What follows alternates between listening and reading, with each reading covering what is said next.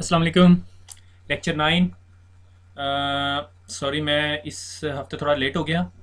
मेरे बेटे को चिकन पॉक्स निकले हुए इस वजह से। तो मगर ये लेक्चर पढ़ने के बाद आपके जो गिले शिकवे हैं, अभी उस्मान का किसी मैसेज आया हुआ था मेरे ख्याल में, सर खुदा का नाम है भेज दें भैया, मैंने जॉब भी करनी होती है और उसके बाद लेक्चर रिकॉर्ड करना होता है। कल मेरी पूरी कोशिश होती है कि हफ्ते में एक लेक्चर तो हो ही जाए, मगर ये लेक्चर मेरे ख्याल में 4 लेक्चर्स पे भारी है। और इसके बाद एक गुड न्यूज़ है, तो वो इसके बाद बताऊंगा। मुझे लगता है इस लेक्चर के एंड तक मैं खुद ही गुड न्यूज़ भूल जाऊंगा। ठीक हो गया? तो बिस्मिल्लाहिर्रहमानिर्रहीम शुरू करते हैं। अगेन जिन जिन लोगों ने लाइक किया बहुत बहुत शुक्रिया फेसबुक पे। तो आगे चलते हैं। पिछले लेक्चर में मैंने आपको बताया था कि मैं आपको ज़रा जो वॉल सॉकेट और पैच पैनल दिखा दूंगा। तो ये जी पैच पैनल का फ्रंट होता है, ये इस तरह का पैच पैनल होता है और इसमें से एक एक केबल निकल के आपके स्विच के अंदर लगी हुई होती है। ठीक है? तो हर पैच पैनल के ऊपर ना नंबर लिखा होता है, लाइक इसके ऊपर 1 लिखा हुआ है, इसके ऊपर 2 लिखा हुआ है, इसके ऊपर 3 लिखा हुआ है। और इसके बैक एंड पे ना आपकी आके इथरनेट की केबल्स लगी हुई होती हैं। ठीक है? हर एक एक केबल आके निकल के लगी होती है, यानी एक केबल के अंदर आपके पास 8 केबल्स होती हैं, यानी 4 पेयर्स होते हैं। और वो फिर यहाँ से निकल के दीवार के अंदर से गुजर गुजर के और फिर इसके अंदर आ रहे होते हैं। और अगर इसके ऊपर लिखा हुआ है 2 और इसके ऊपर लिखा हुआ है 3, तो इसका मतलब है ये जो 2 केबल है वो ये यहाँ पे जा रही है। ठीक है? और यहाँ से केबल निकल के आपके स्विच में जा रही होती है। ठीक है? तो ये वॉल सॉकेट कहलाती है, ये पैच पैनल कहलाता है। ठीक है? ये आपकी कैबिनेट में लगा हुआ होता है और इसके साथ स्विच पड़ा हुआ होता है। ठीक है? और ये जो सी है आपकी बिल्डिंग के अंदर दीवार पे लगी हुई होती है। ठीक है? जिस तरह घर में टेलीफोन की सॉकेट लगी हुई होती है। ठीक है? इस तरह की चीज़ है। आगे चलते हैं। तो वायरलेस नेटवर्क, आप में से कुछ लोग सोच रहे होंगे who where is spanning tree protocol. Last time हमने स्पैनिंग ट्री के लूप्स पढ़े थे, वो जो स्विच थे, स्विच नेटवर्क है, वो कैसे कम्युनिकेट करता है और उसमें फिर स्विचिंग लूप्स होते हैं जब रिडंडेंसी आ जाती है। आईसीएनडी लेवल 1 के अंदर सिर्फ इतना ही इंट्रोडक्शन है। आईसीएनडी लेवल 2 के अंदर जाके हम spanning tree full in depth पढ़ेंगे और उसके लिए मेरे ख्याल में मुझे 2 लेक्चर्स या एक लंबा लेक्चर तैयार करना पड़ेगा। ठीक है? तो अब हम अगले लेक्चर पे, अगले चैप्टर पे पहुंच गए हैं बुक के, यानी हमने 2 चैप्टर कंप्लीट कर लिए हैं और हम 3rd चैप्टर पे पहुंच गए, दैट इज़ कॉल्ड वायरलेस। ये वायरलेस का चैप्टर है। ठीक है आपका? तो वायरलेस आप में से सबको पता होगा कि वायरलेस है क्या, कि हमें केबल लगाने की ज़रूरत नहीं पड़ती और उसके बावजूद हम कनेक्ट हो जाते हैं नेटवर्क से। मुझे अच्छी तरह याद है, अब से 5-6 साल पहले जो है ना, मैंने वायरलेस राउटर लिया, घर में लगाया, लैपटॉप लिया और उससे कनेक्ट किया, तो आई वॉज़ वेरी एक्साइटेड। ठीक है? जब पहली दफ़ा आप वायरलेस का नेटवर्क लगाते हो, मुझे अच्छी तरह याद है मैं रात के 3-4 बजे तक उसके साथ घुलता फिरता रहा, फिर उसके बाद कहीं जाके वो सॉर्ट आउट हुआ। उस वक्त तो मुझे पता ही नहीं था बैंड चैनल्स क्या होते हैं, क्योंकि मैं खुद सीसीएनए नहीं किया हुआ था उस टाइम, एमसीएससी की हुई थी। तो विल फाइंड आउट। ठीक हो गया? तो जब आपके नेटवर्क के अंदर वायरलेस आ जाता है तो हर बंदा कहने लग जाता है I need wireless, it's a business need, मैं तो इसके बगैर काम ही नहीं कर सकता, और इस तरह के सारे मसले। ठीक है? तो ये जो ब्लॉग का लिंक मैंने दिया हुआ है, ये वो मैंने ऑलरेडी फेसबुक पे लोड किया हुआ है, मैं इसको दोबारा अपलोड कर दूंगा वीडियो अपलोड करने के बाद। ये मैंने कुछ अर्सा पहले एक छोटा सा आर्टिकल लिखा था जिसके अंदर मैंने बताया था कि वायरलेस डिप्लॉयमेंट के लिए आपको क्या क्या, किन किन चीज़ों का ख्याल रखना चाहिए या किन किन चीज़ों का पता होना चाहिए। ठीक है? की फैक्टर्स क्या होते हैं। आई वुड सजेस्ट कि ये लेक्चर सुनने के बाद आप उसको पढ़ें तो शायद आपको वो समझ आ जाए। ठीक हो गया? तो आगे चलते हैं। ठीक है? तो आपको पता है कि वायरलेस जो सी है वो फ्रीक्वेंसीज़ पे काम करती है, जिस तरह हमारी साइन वेव्स होती हैं। ठीक है? अब मैं उसकी सारी इन डेप्थ में नहीं जाना चाहता। मेरे ख्याल में जिसको बहुत ज़्यादा शौक है तो वो फिज़िक्स पढ़ ले, और जिसको मेरी तरह शौक नहीं है वो जान छुड़ा ले। ठीक है? तो लाइक सॉर्ट ऑफ ये साइन वेव्स होती हैं और फ्रीक्वेंसी का यूनिट होता है हर्ट्ज़। ठीक है? और नंबर ऑफ वेव्स जो एक स्पेसिफिक पॉइंट से क्रॉस करती हैं within 1 second is known as a frequency. अगर मैं कहता हूँ कि ये स्पेसिफिक पॉइंट है और यहाँ से नंबर ऑफ वेव्स 1 सेकेंड के अंदर लाइक 1000 वेव्स गुजरती हैं, तो सॉर्ट ऑफ 1000 हर्ट्स मेरे ख्याल में फ्रीक्वेंसी हो जाएगी। और अगर 100,000 हो जाएगी तो मेगा हर्ट्स हो जाएगी, फिर इसी तरह गीगा हर्ट्स हो जाएगी, जो 1000 का मल्टीपल होता जाएगा। ठीक है? तो बहरहाल इस फिजिक्स थिंग। ठीक है? तो अब मैं इस चीज़ की डेप्थ में नहीं जाऊँगा कि पीरियोडिक टाइम क्या होता है। Just for your information, periodic time is equal to 1/2 of the frequency, के आधी आधी जो हमारी फ्रीक्वेंसी है उस फ्रीक्वेंसी को डिवाइड कर दिया जाए 1 के साथ तो पीरियोडिक टाइम निकल आता है। फिर अगर आपने स्पीड मालूम करनी है तो फ्रीक्वेंसी मल्टीप्लाई विद वेवलेंथ क्या होती है, ये सारी चीज़ें फिजिक्स से रिलेटेड है। I am not gonna go in depth in it, ठीक है। तो wireless access point, wireless access point क्या है कि आपकी जो वायरलेस की एपी है, या जो वायरलेस की एपी क्या होती है, या वायरलेस का एक्सेस पॉइंट क्या होता है, जिस तरह हमारा नेटवर्किंग का स्विच होता है इस तरह वायरलेस की ए का स्विच होता है, that is known as wireless access point. वो क्या होता है, वो एक बॉक्स होता है और उसके ऊपर एंटीने लगा होता है या नहीं लगा होता है डिपेंडिंग अपॉन द मॉडल्स। आजकल जो एंटीने आ रहे हैं उनके, आजकल जो वायरलेस की एपीज आ रही हैं उनमें एंटीना नहीं होता, और वो जो से हैं वायरलेस के सिग्नल्स ट्रांसमिट कर रहे होते हैं, ठीक है। Wireless is sort of a wave, जो मैंने अभी आपको पढ़ाई है वेव्स, ठीक है। आपकी जिस तरह साउंड की वेव्स होती है इसी तरह वायरलेस में भी वेव्स यूज़ हो रही होती है, ठीक है। ये जो फ्रीक्वेंसीज और ये सारी ड्रामेबाजी, ठीक है। मगर ये जो सा है ये शेयर्ड मीडियम होता है और ये हाफ डुप्लेक्स कम्युनिकेशन होती है। ये एक बहुत की पॉइंट है, this is half duplex communication, ठीक है। आपके पास मार्केटिंग का बंदा आएगा, कहेगा जी ये टेक्नोलॉजी लगाएं आपको 300 Mbps मिल जाएगी, ठीक है। वो 300 Mbps नहीं मिलेगी। जब आप उससे इन डेप्थ जाके बात करेंगे तो आपको पता चलेगा भाई वो 300 Mbps है ही नहीं। आप कहेंगे यार 300 Mbps मिल रही है मुझे, इथरनेट पे 100 Mbps मिल रही है तो बहुत अच्छी है। आपको ये बताता चलूँ, आपको ये लेक्चर सुनने के बाद बहुत कुछ क्लियर हो जाएगा जो मुझे आपसे 2 साल पहले तक क्लियर नहीं था, कि वायरलेस के ऊपर कम्युनिकेशन हाफ डुप्लेक्स होती है, और हाफ डुप्लेक्स कम्युनिकेशन अगर कोई कह रहा है 300 Mbps तो आपकी इथरनेट की वो 150 Mbps के इक्वल हो जाती है। और अगर हम फर्दर डिटेल में जाए और स्ट्रिक्टली स्पीकिंग बात करें तो वो 100 Mbps के इक्वल भी नहीं होती।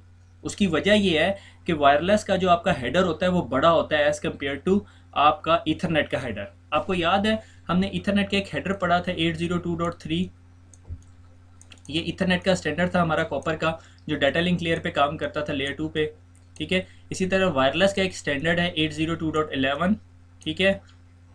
वो एड्रेस करता है कि लेयर 2 का फ्रेम कैसा होगा, तो लेयर 2 का फ्रेम उसका बड़ा होता है। हम इसको इन डेप्थ डिटेल थोड़ा सा डिस्कस करेंगे, ठीक है। गो के सिस्को की बुक के अंदर ये सारी चीज़ें नहीं है। आज का लेक्चर ना मैंने कोई बहुत ज़्यादा स्लाइड्स बना दी थी, फिर अब से 1 घंटा पहले बैठ के मुझे एहसास हुआ, मैं क्या नहीं यार ज्यादती ना कर काशिफ, और ना मैंने कुछ स्लाइडें काट दी बीच में से, ठीक है। पर अभी भी मुझे लग रहा है कि मैं बहुत सारी इन्फॉर्मेशन, बहुत सारी बकवास इधर यहाँ ऐसी कर रहा हूँ जो बिल्कुल आपको ज़रूरत नहीं है, सिर्फ वो इस चीज़ की वजह से करनी पड़ रही है कि मुझे कुछ ज़्यादा ही आदत है पढ़ाने की, ठीक है। क्योंकि जब आप किसी चीज़ को बेसिक लेवल से लेके चलते हो तो आपकी अंडरस्टैंडिंग बहुत अच्छी होती है, ताकि आपको फ्यूचर में अगर कभी ट्रबल शूटिंग की जरूरत पड़े तो ट्रबल शूट हो जाए। सिस्को इसमें बहुत सारी चीज़ें मैं ऐसी डिस्कस करूंगा जो सिस्को ने डिस्कस ही नहीं की हुई, कुछ इन्फॉर्मेशन आउटडेटेड है। मेरे ख्याल में ICND की बुक अभी कोई लेटेस्ट आई नहीं है। अगर 2-3 सालों में सिस्को वो बुक लिखेगी तो उसमें कुछ नई टेक्नोलॉजीज डिस्कस करेगी जो कि मैंने घुसा दी आज के लेक्चर में, ठीक है। तो आगे चलते हैं। तो जो फ्रीक्वेंसीज होती हैं वो बैंड्स कहलाते हैं, फ्रीक्वेंसी बैंड्स होती हैं, ठीक है। और उन फ्रीक्वेंसीज को लाइसेंस कर दिया गया। आप हर चीज़ को यूज़ नहीं कर सकते, हर फ्रीक्वेंसी को यूज़ नहीं कर सकते। लाइक आपने 2 ऑफिस आपस में कनेक्ट करने हैं और आपने से कहा मुझे 3 गीगाहर्ट्ज़ पे हम लोग आपस में एक दूसरे के साथ कम्युनिकेट करेंगे। 3 गीगाहर्ट्ज़ की फ्रीक्वेंसी के साथ हम लोग आपस में 2 ऑफिस कनेक्ट कर दिए, और कुछ अरसे के बाद जी आपके ऑफिस में पहुंच जाएंगे वो फ्रीक्वेंसी के जो भी पाकिस्तान में डील करते हैं उन चीज़ों के साथ, या जो आपके कंट्री में डील करते हैं, तो वो कहेंगे भाईजान आपने तो ये फ्रीक्वेंसी बाय नहीं की भी, ठीक है। मगर उन्होंने कुछ फ्रीक्वेंसीज वर्ल्ड वाइड जो सी है, मगर इसमें भी थोड़ा सा कॉन्फ्लिक्ट है कि जो उन्होंने अनलाइसेंस्ड बैंड ऑफ फ्रीक्वेंसीज कह दिया गया, ठीक है। वो अनलाइसेंस्ड बैंड है, उनके लिए आपको लाइसेंस लेने की ज़रूरत नहीं अगर आप उन्हें यूज़ करेंगे, ठीक है। ओवर द ईयर कहीं भी यूज़ कर रहे हैं, बिल्कुल सिटी के अंदर भी यूज़ कर रहे हैं, ठीक है। इससे पहले मैं आपको थोड़ा सा एक चीज़ पे लेके चलता हूँ, दैट इज़ दिस वन, ठीक है। ये वायरलेस बैंड है, ये extremely low, very low frequency है। ये ऑडियो हमारी साउंड कुछ इस रेंज में फॉल हो रही होती है, ठीक है। Medium, high, very high frequency. हमारी जो वायरलेस की बैंडविड्थ है वो इस अल्ट्रा हाई और सुपर हाई फ्रीक्वेंसी रेंज के अंदर फॉल करती है। अल्ट्रा हाई फ्रीक्वेंसी के अंदर ये 902 से 928 मेगाहर्ट्ज़, रफली 26 मेगाहर्ट्ज़ की फ्रीक्वेंसी रेंज है जो अनलाइसेंस्ड आप इसे यूज़ कर सकते हो। उसके बाद वो सेलुलर फ़ोन की 840 मेगाहर्ट्ज़ है, मगर ये वायरलेस की रेंज नहीं होती है, सेलुलर नेटवर्क होता है। फिर उसके बाद अल्ट्रा हाई के थोड़े से लास्ट रेंज के अंदर 2.4 से 2.4835 गीगाहर्ट्ज़ की फ्रीक्वेंसी रेंज है। ये गीगाहर्ट्ज़ होगी, ये मेगाहर्ट्ज़ थी, ठीक है। ये आप इसको परेशान होने की ज़रूरत नहीं है, मैं अभी आपको एक्सप्लेन करता हूँ। और उसके बाद सुपर हाई के अंदर ये 505 गीगाहर्ट्ज़ आ गई है, ठीक है। मगर ये जो रेंज है ये कंट्रीज़ वाइज वेरी कर रही है, ठीक है। तो मैंने मेनली यूरोपियन और अमेरिकन स्टैंडर्ड को देख के अपनी स्लाइड्स के अंदर डाला है, ठीक है। तो ये कहाँ पिछली स्लाइड में चला गया, ठीक हो गया, रिज्यूम स्लाइड शो, ठीक है। अच्छा, अब अनलाइसेंस्ड बैंड है 902 से 928 मेगाहर्ट्ज, आप इसे यूज़ करना चाहें आप करो, ठीक है, कोई आपको नहीं रोकेगा, कोई आप पे रिस्ट्रिक्शन नहीं लगाएगा भैया आप क्यों यूज़ कर रहे हैं, वो अलग बात है, आप थोड़े अरसे में खुद ही तंग आ जाएंगे इससे। क्योंकि अगर आप किसी ऐसे मेट्रोपॉलिटन सिटी में जहाँ पे बहुत सारे लोगों ने अनलाइसेंस्ड फ्रीक्वेंसीज पे अपने नेटवर्क या अपनी साइट्स कनेक्ट की हुई हैं, तो आपको शायद इंटरफेरेंस मिले आपस में, ठीक है। लाइक आपका ये ऑफिस है, ठीक है, और आप अपने ऑफिस के से दूसरे ऑफिस को से कनेक्ट कर रहे हैं, और आपने कहा जी हमारी जो फ्रीक्वेंसी है ना वो है जी 500 गीगाहर्ट्ज़ या 5 गीगाहर्ट्ज़, ठीक है, और इधर से ही एक और ऑफिस है उसकी भी फ्रीक्वेंसी इसी तरह की है, और वो आपकी फ्रीक्वेंसी से कोलाइड करेगी क्योंकि आप दोनों के दो एक ही स्पेक्ट्रम पे लाई कर रहे हैं, ठीक है। लाइक आप ये कह लो कि मोटरवे है, मोटरवे पे लेन्स हैं, लाइक 1 2 3 4, ठीक है, 2 3 और ये 4 होगी, ठीक है। तो लेन 1 जो सी है वो फ्रीक्वेंसी 1 गीगाहर्ट्ज़ है, ये 2 गीगाहर्ट्ज़ है, ये 3 गीगाहर्ट्ज़ है, ये 4 गीगाहर्ट्ज़ है। 1 गीगाहर्ट्ज़ पे हमने कहा जी साइकिल भी जा सकती, मोटरसाइकिल भी जा सकती, रेडी भी जा सकती, सारा कुछ जा सकता है, ठीक है। 2 पे हमने कह दिया जी जो 10 रुपये टूल प्लाजा भरेंगे वो है, जो 20 रुपये भरेंगे वो ये हैं, और 30 रुपये वाले हैं जो 100 रुपये या 30 रुपये भरेंगे वो इस लेन में जा सकते हैं। अब अगर इस लेन के अंदर सबसे आगे जो है वो गदर रेडी वाला आ गया आपके, तो फिर आप तो लाहौर पहुंच जाएंगे 4 5 दिनों में, ठीक है। या फिर आप बीच में 2 नंबरी करेंगे, हम लोग करते होते हैं कि ओवरटेकिंग करेंगे, ठीक है। बहरहाल आगे चलते हैं। तो ये जो अनलाइसेंस्ड बैंड है इसका एक डिसएडवांटेज ये है कि आपके अलावा भी बहुत सारे लोग यूज़ कर रहे होंगे। जब आपके अलावा बहुत सारे यूज़ कर रहे होंगे तो पॉसिबिलिटी है कि आपके और उसके दरमियान इंटरफेरेंस आ जाए। इंटरफेरेंस यानी आपके सिग्नल्स आपस में कोलाइड कर रहे हो, ठीक है। तो 900 मेगाहर्ट्ज़ जो सा है और 2.4 गीगाहर्ट्ज़ को इन्होंने स्टैंडर्ड को, इन बैंड्स को इन्होंने नाम दिया ISM, industrial scientific and medical purpose के लिए यूज़ होता है। तो बहरहाल ये हर पर्पज़ के लिए यूज़ होता है, आप सब कर लो, बस इसको नाम ISM दे दिया। फिर उसके बाद इन्होंने इंट्रोड्यूस किया 5 गीगाहर्ट्ज़ का बैंड जो 5.150 गीगाहर्ट्ज़ से लेके 5.350 गीगाहर्ट्ज़ तक है। जापान में ये 5.485 तक जाता है गीगाहर्ट्ज़ तक, depending upon the country wise कि किस कंट्री के ने कितनी रेंज को अनलाइसेंस्ड बैंड करार दे दिया गया। इसको नॉर्मली अगर आप कहीं लिखा हुआ देखें UNII, तो ये unlicensed national information infrastructure band, ये 5 गीगाहर्ट्ज़ के बैंड को यूनी बैंड कहते हैं, और 900 मेगाहर्ट्ज़ और 2.4 को ISM कहते हैं, ठीक है। तो मगर जिस तरह मैं ऑलरेडी बता चुका हूँ कि अगर आप किसी ऐसे सिटी के अंदर है जहाँ बहुत सारे लोग वायरलेस यूज़ कर रहे हैं तो इंटरफेरेंस आएगी, ठीक है। लाइक मेरे घर में के साथ वाले घर भी 2.4 गीगाहर्ट्ज़ यूज़ कर रहा है, मैं भी 2.4 यूज़ कर रहा हूँ, मेरा नेक्स्ट नेबर भी 2.4 गीगाहर्ट्ज़ यूज़ कर रहा है, या अगर मैं फ्लैट में रह रहा हूँ हम सारे 2.4 गीगाहर्ट्ज़ कर रहे हैं, तो उसमें इंटरफेरेंस आएगी। किस तरह आएगी, फिर हम उसमें चैनल्स ट्यून करेंगे, सॉर्ट आउट करेंगे, वो फिक्स हो जाएगा, हम उसको आगे डिस्कस करते हैं, ठीक है। अच्छा, फिर उसके बाद वायरलेस जो सा है, सवाल ये पैदा होता है वायरलेस ईथरनेट से डिफरेंट किस तरह है, ठीक है। आपको याद है कि ईथरनेट का स्टैंडर्ड था 802.11, ठीक है, 802.3 सॉरी, 802.3 वायरलेस का स्टैंडर्ड था। फिर उसके बाद हमने एक और स्टैंडर्ड देखा जो 802.11 है, जो कि हमारा वायरलेस है। अब ये जो 802.11 है ये लेयर 1 एंड लेयर 2 पे चेंजेस करेगा, लेयर 3 लेयर 4 पे नहीं करेगा। आप ये नहीं कह सकते कि जी वायरलेस के लिए TCP यूज़ नहीं होगा, IP एड्रेस यूज़ नहीं होगा, वो सारा कुछ यूज़ होगा, मगर वो लेयर 3 और लेयर 4 की इन्फॉर्मेशन है, उसको हमने टच नहीं करना, ठीक है।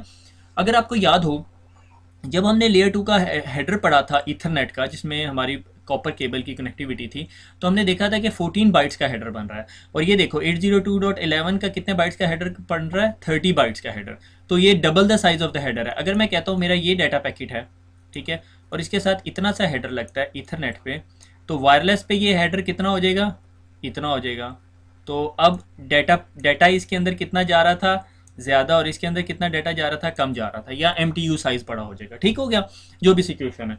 अच्छा, इसके अलावा आपको याद होगा कि हमने ईथरनेट के अंदर एक चीज़ पढ़ी थी CSMA-CD, कोलिजन डिटेक्शन, कि कोलिजन होती है, वो ब्रीफ जैमिंग सिग्नल भेज देता है और उसके बाद फिर सब रुक जाते हैं। इसके अंदर ऐसा नहीं होता, इसके अंदर CSMACA यूज़ होता है, जो कैरियर अवॉइडेंस की टेक्नोलॉजी है, ठीक है, टेक्निक है।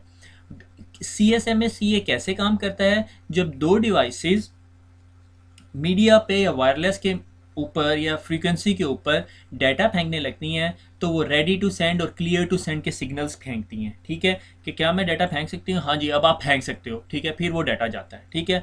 अगर वो सिर्फ ये इन्फॉर्मेशन फेंकता है कि भाई क्या मैं डाटा फेंक सकता हूँ, उसी टाइम किसी ने दे दिया, तो थोड़ा सा डैमेज होगा। साइकिलों का, कभी आपने सुना है साइकिल के एक्सीडेंट से जो सा ट्रैफिक जैम हो जाए, नहीं होती, ठीक है। इसी तरह ट्रक के तसादुम से या गाड़ियों के दो गाड़ियों के तसादुम से जो सा है वो ट्रैफिक जैम हो सकती है, साइकिल के नहीं। तो वो सारे डिवाइसेज जिन्होंने शेयर्ड मीडिया के ऊपर यूज़ कम्युनिकेशन करनी होती है using CSMA collision avoidance technique के साथ, वो क्या करती हैं कि छोटा सा एक पैकेट भेजती हैं, जा भाई निके जा बाहर जाके देखिए सड़क खाली है, सड़क खाली है तो गड्डी कटांगे।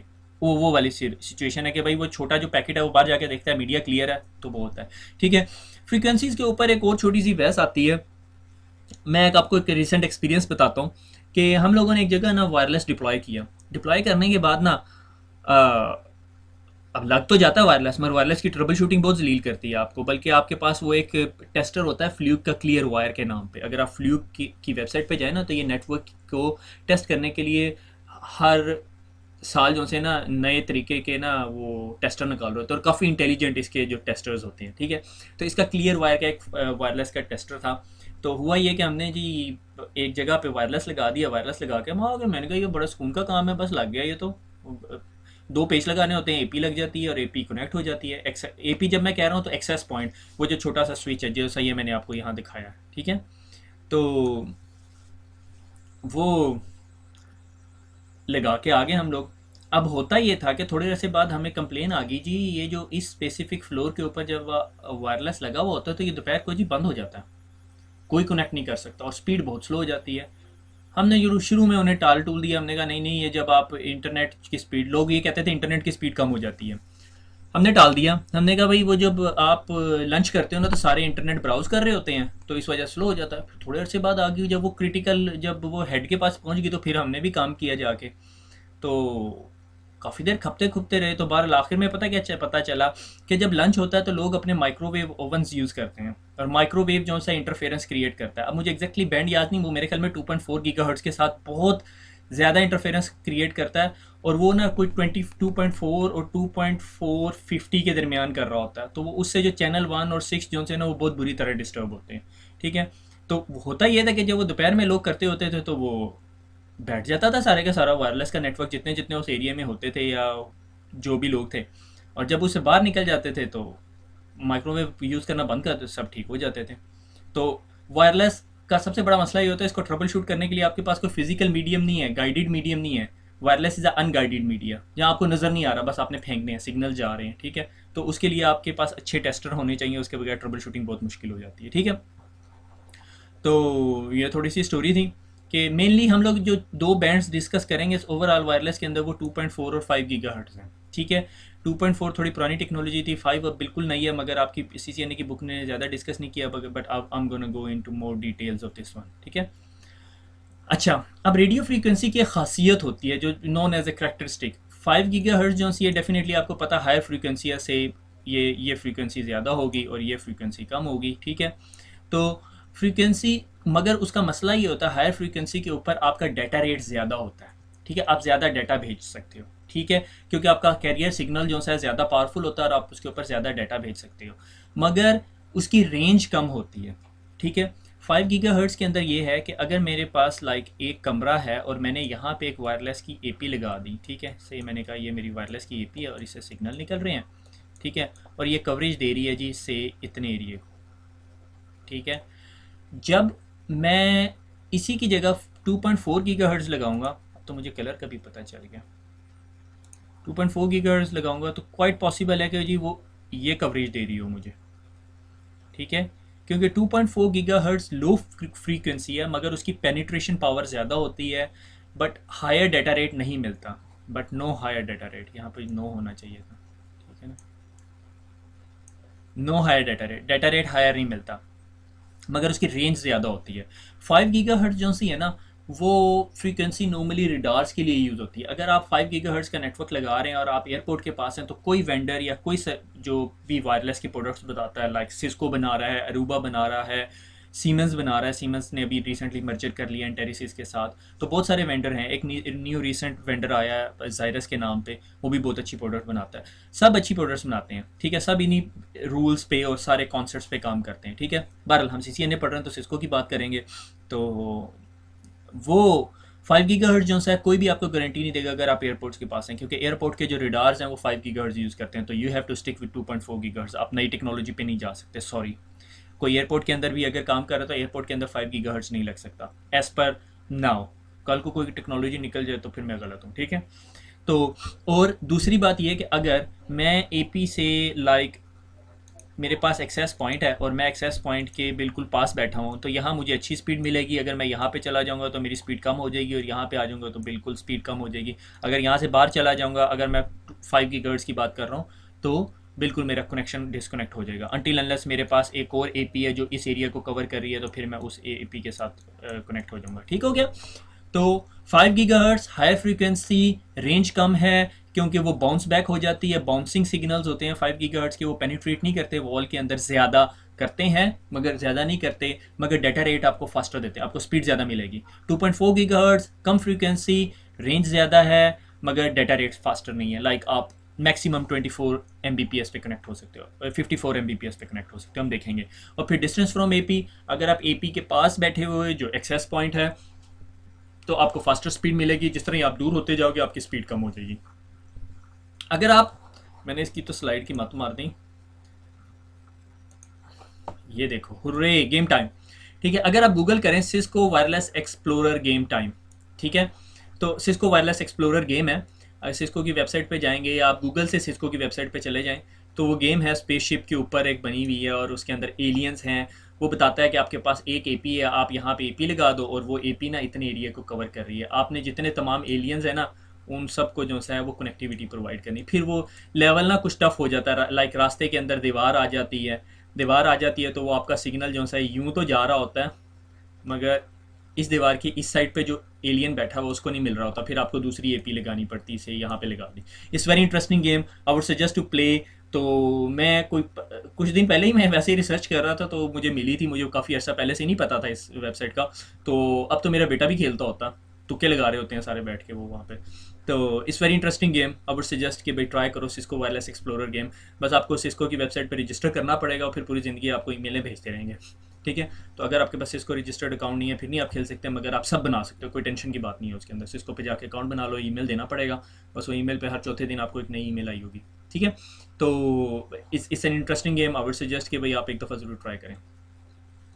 अच्छा जी, story of RF waves. RF waves के अंदर ना लाइक 3-4 पॉइंट्स हैं जो मैंने कहा डिस्कस कर लें। एक है रिफ्लेक्शन, कि जब रेडियो फ्रीक्वेंसी वेव्स बाउंस होती है लाइक मेटल और ग्लास से टकरा के, it's known as an reflection. Scattering, कि जब किसी सरफेस से टकरा के और मल्टीपल डायरेक्शन के अंदर चली जाए, इस नोन एज स्कैटरिंग। एब्जॉर्प्शन, कि वेव्स जो है दीवार से पास थ्रू हो जाए, लाइक 2.4 गीगाहर्ट्ज़ का जो बैंड है नॉर्मली वो पास थ्रू हो जाता है, उसकी पेनिट्रेशन अच्छी है। ठीक है, तो इस सिंपल स्टफ कि भाई ये स्कैटरिंग, रिफ्लेक्शन, एब्जॉर्प्शन क्या है। CCNA के पेपर के अंदर एग्जाम में आ सकता है कि अगर मैंने एक वेव्स ली जो मेटल या ग्लास से टकरा के फ़ौरन वापस आ रही हैं तो वो क्या रिफ्लेक्शन है, स्कैटरिंग है, एब्जॉर्प्शन है, या तीसरा क्वेश्चन ऑल ऑफ देम है, तो आपने बताना होगा कि दिस इज़ अ रिफ्लेक्शन। ठीक हो गया।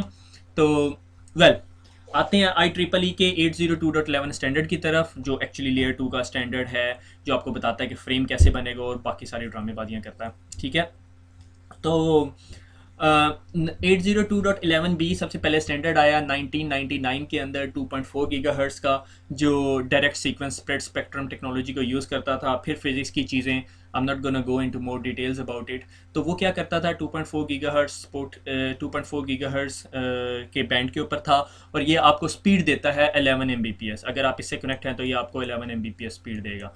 ये पुरानी टेक्नोलॉजी थी जो आजकल अब कोई नहीं यूज़ कर सकता, इसलिए मैं नॉर्मली कहता हूँ कि 802.11b से आप याद कर लो, इट्स अ बैड वन।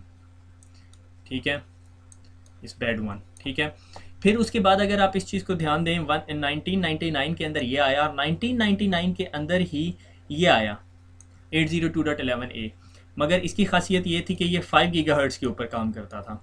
ठीक है, और ये आपको स्पीड देता था 54 Mbps। सवाल ये पैदा होता है यार, अगर जब ये टेक्नोलॉजी थी तो फिर लोगों ने इस चीज़ को क्यों यूज़ किया। उसकी वजह ये थी, ये भी मुझे सिस्को की बुक से रिसेंटली पता चला, कि जब 1999 के अंदर ये दोनों टेक्नोलॉजीज़ डेवलप हुई, आई ड्राफ्ट हुए, इन्होंने 802.11a की जो चिप बनाने के लिए एक सिलिकॉन चिप यूज़ होती थी जो बहुत एक्सपेंसिव थी और अवेलेबल नहीं थी मार्केट में, तो वो प्रोडक्ट्स कम होगी और बी की प्रोडक्ट्स ज़्यादा आनी शुरू होगी, जो भी उसके लैन कार्ड के अंदर जो सिलिकॉन चिप नहीं लगती होती थी, क्योंकि ये जो 5 गीगाहर्ट्ज़ का जो बैंड है वो O F D M use करता है।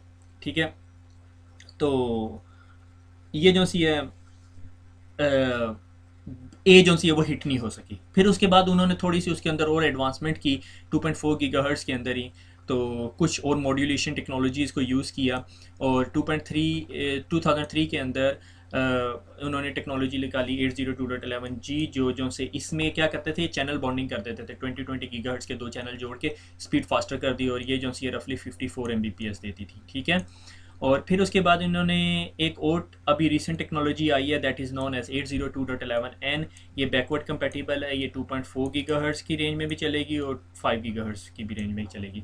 जब आप बाज़ार से एपी ख़रीदते हो ना, एक्सेस पॉइंट ख़रीदते हो, तो वो बता रहा होता है कि वो 2.4 गीगाहर्ट्ज़ का पे ट्रांसमिट करेगा या 5 गीगाहर्ट्ज़ पे। तो कुछ एक्सेस पॉइंट्स जो अब मार्केट में बहुत फ्रीक्वेंटली अवेलेबल हैं वो कहते हैं वो सपोर्ट ड्यूल बैंड, या आप कहीं वर्ड देखोगे ड्यूल बैंड सपोर्ट, जब आप वायरलेस का कंट्रोलर भी लेने जाओगे तो वो भी बता रहा होगा जी ड्यूल बैंड सपोर्ट।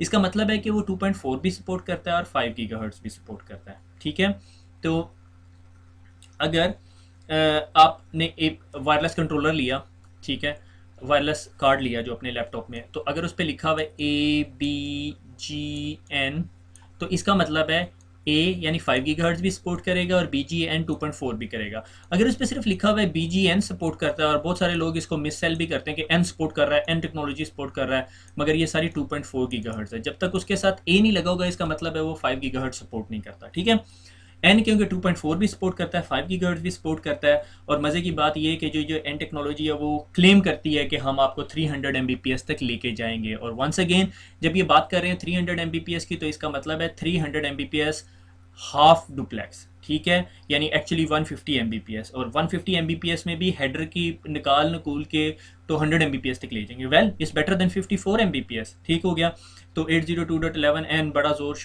शोर से चल रही है, known as a MIMO technology, multiple antenna, multi in multi out. Actually इसका कॉन्सेप्ट ये है कि अगर आपकी एपी के ऊपर मल्टीपल एंटीने लगे हुए हैं, तो मल्टीपल एंटीने जो से हैं वो ट्रांसमिट करेंगे, ठीक है, और रिसीव करेंगे। जब मल्टीपल एंटीना ट्रांसमिट और मल्टीपल रिसीव करेंगे, लाइक 3 मोटरवे लेन्स हैं, तो आपके पास डेफिनेटली स्पीड ज़्यादा हो जाएगी। इस कॉन्सेप्ट को लेके इन्होंने 802.11n बनाया, मगर ये OFDM यूज़ करता है, orthogonal frequency division modulation I think.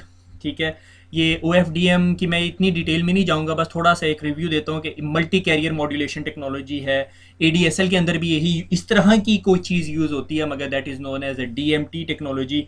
और ये जौन सा है ये क्या करती है, एक्चुअली पैरेलल डाटा ट्रांसफ़र करती है। लाइक ये भी जा रहा है, ये भी जा रहा है, ये भी जा रहा है, सीरियल डाटा ट्रांसफ़र नहीं कर रहा। सीरियल डाटा क्या होता है, 101010, ठीक है, ये जिस तरह हमारी केबल के अंदर जा रहा है। ठीक है, पैरेलल डाटा ट्रांसफ़र क्या होता है कि ये 3 लेन है, 101010। लाइक अगर मैं कहता हूँ कि मेरी जो क्लॉक स्पीड है या प्रोसेसिंग स्पीड है वो 1 सेकंड में 1 बिट लेके जाती है, तो देखो ये क्या हो रहा है, 1 सेकंड, 2 सेकंड, 3 सेकंड, 3 सेकंड्स में मैंने कितना डाटा ट्रांसफ़र किया, 3 बिट्स, 4 5 6 7 8 9 बिट्स इन 1 सेकंड, 9 बिट्स पर सेकंड। ये मेरी स्पीड होगी जब मैं पैरेलल कम्युनिकेशन कर रहा हूँ। जब मैं सीरियल कर रहा हूँ तो देखो क्या है, 1 2 3 बिट्स पर सेकंड, तो 1 सेकंड में 3 बिट्स। तो इससे डेफिनेटली डिफरेंस पता चल रहा है आपको कि अगर मैं 3 एंटीने 3x3 माइमो का मतलब है, यानी उसको अक्सर लोग कहते हैं 3x3 माइमो के 3 डेजी चेन जो से रेडियोज़ हैं वो आपस में एक दूसरे कम्युनिकेट करके डाटा को सेंड और ट्रांसमिट करते हैं। इसके अंदर अब लेटेस्ट जो एक और कॉन्सेप्ट आ रहा है इज़ 4x4 माइमो। ठीक है, CCNA की बुक बिल्कुल इसको डिस्कस नहीं करती। आई डोंट थिंक सो कि इसको CCNA के एग्ज़ाम में भी आपसे इसकी बात की जाएगी। हाँ, अलबत्ता CCNA वायरलेस में मैं कोई गारंटी नहीं दे सकता। ठीक है, तो ये OFDM को यूज़ करता है, OFDM के अंदर फिर DFT FFT आ जाता है। इसको बिल्कुल डिस्कस करने की ज़रूरत नहीं है, जो कोई इंजीनियर होगा उसको शायद थोड़ा सा अंदाज़ा हो। ठीक है, तो बहरहाल इन शॉर्ट आपको ये पता होना चाहिए कि 802.11n is the latest technology that works with 2.4 gigahertz के साथ भी काम करती है, 5 गीगाहर्ट्ज़ के साथ भी, और 100+ स्पीड देती है। नॉर्मली ये कहते हैं कि हम 300 Mbps देते हैं, 2.4 के साथ ये 300 नहीं एग्जैक्टली दे सकता, ये लाइक 250 तक रहता है, और 5 गीगाहर्ट्ज़ के साथ ये कहता है 350 तक, 400 तक भी कुछ लोग क्लेम करते हैं अगर आपके पास अच्छी एपी और सिग्नल टू नॉइज़ रेशो कम है। ठीक है, तो माइमो का कॉन्सेप्ट यूज़ होता है कि मल्टीपल एंटीने जो से मल्टीपल इनपुट और मल्टीपल आउटपुट है, और इसके अंदर मॉड्यूलेशन टेक्नोलॉजी जो यूज़ होती है वो OFDM यूज़ हो रही है, जो कि आपके ADSL में भी यूज़ होती है, वो DMT के नाम पर यूज़ हो रही होती है। ठीक है, चैनल्स 2.4 गीगाहर्ट्ज़ चैनल की बात कर रहे हैं। ये देखो, हम जब फ्रीक्वेंसी की बात करें तो हमने फ्रीक्वेंसी को डिवाइड कर लिया। ठीक है, तो से 2.4 गीगाहर्ट्ज़ की जो रेंज है वो मैंने बताई थी आपको, 2.412 से शुरू होती है, 2.484 तक जाती है। तो देखो कि पहला चैनल जो शुरू हो रहा है वो यहाँ से शुरू होता है और एग्जैक्टली ये यहाँ पे जाके यानी 22 मेगाहर्ट्ज़ का रफली एक चैनल होता है। तो ये पहला चैनल हुआ। दूसरा चैनल देखो 5 मेगाहर्ट्ज़ के डिफरेंस के बाद यहाँ से शुरू हो रहा है और ये आपका दूसरा चैनल है। ठीक है, मगर ये ओवरलैप कर रहा है। ठीक है, अगर मैं कहूँ कि मेरे पास 2 एपीज़ हैं, ठीक है, एक एपी ये है और एक एपी ये है। ठीक है, और इसका जो फुटप्रिंट है, एपी का फुटप्रिंट होता है वो ये है, और इस एपी का फुटप्रिंट जी रफली ये है। ठीक है, एक पे चैनल 1 चल रहा है और एक पे चैनल 2 चल रहा है। ठीक है, अगर मैं यहाँ पर खड़ा हूँ, ठीक है, से मैं यहाँ पे खड़ा हूँ, ठीक है, मेरे हाथ में लैपटॉप है, तो मैं बिल्कुल ठीक काम कर रहा हूँ, कम्युनिकेट कर सकता हूँ इसके साथ। जिस तरह मैं घूम के यहाँ से जब इस एरिया में आता हूँ ना, तो मेरा नेटवर्क डिस्कनेक्ट हो जाता है। उसकी वजह क्या है कि इंटरफेरेंस है। ठीक है, मेरा इतना पोर्शन तो चैनल का जो सा है वो इंटरफेयर नहीं कर रहा, मगर ये मोस्ट ऑफ द चैनल का जो पोर्शन है वो इंटरफेयर कर रहा है, तो मेरी कम्युनिकेशन नहीं होगी या डिस्टर्ब हो जाएगी या स्लो हो जाएगी, जो भी चीज़ है। ठीक है, मैं इसको ज़रा,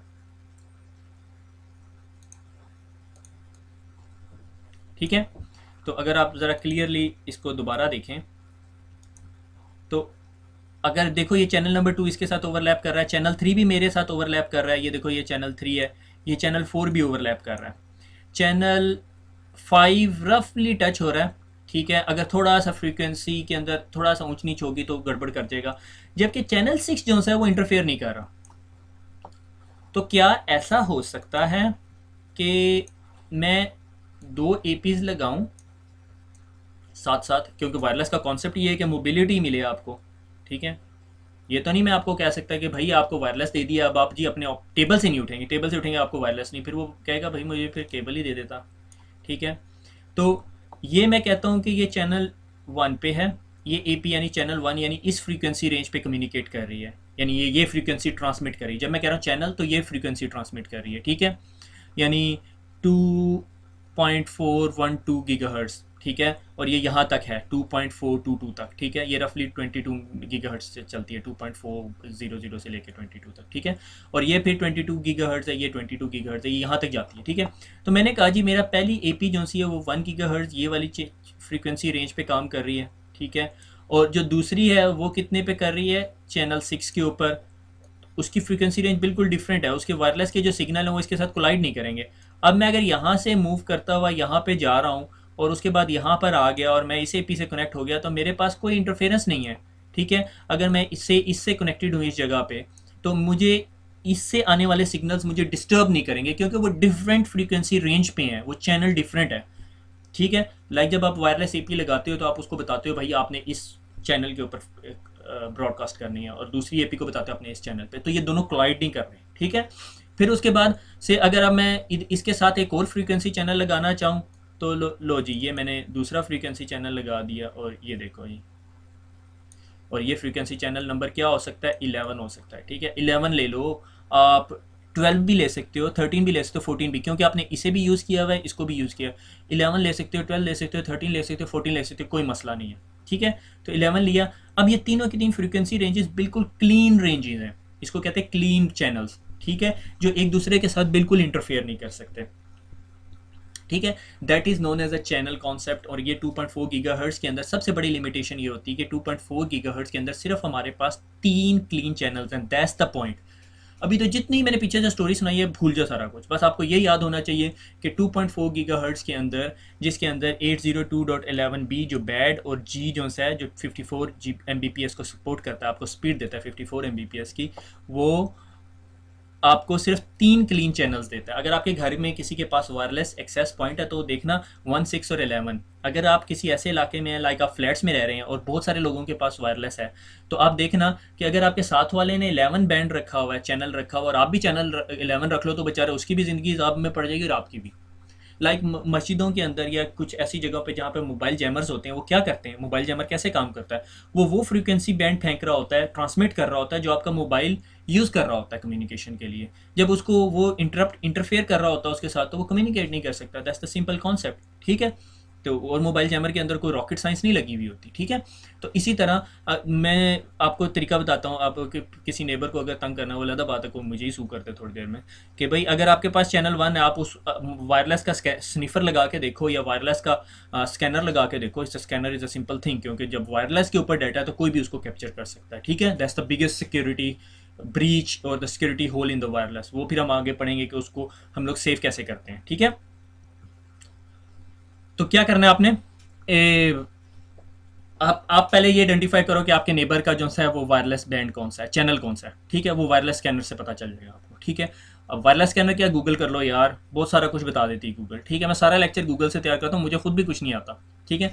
तो वो क्या करता है, आप आपने देख लिया कि उसका चैनल 6 है, ठीक है। अब तो यहाँ से आपको पता भी चल रहा है चैनल 6 फ्रीक्वेंसी रेंज देखो तो ये 2.427 से लेके 447 तक के दरमियान अगर आपको नज़र आ रही है, तो आपको पता है कि यार ये चैनल 6 उसने यूज़ किया। आप भी अपनी एपी को चैनल 6 कर दो, ना आप यूज़ कर सकते हो ना वो यूज़ कर सकता है। वो पंजाबी में कहते हैं ना खेडांगे ना खेडन दवांगे, तो वो वाला सीन हो जाएगा उसके साथ, ठीक हो गया।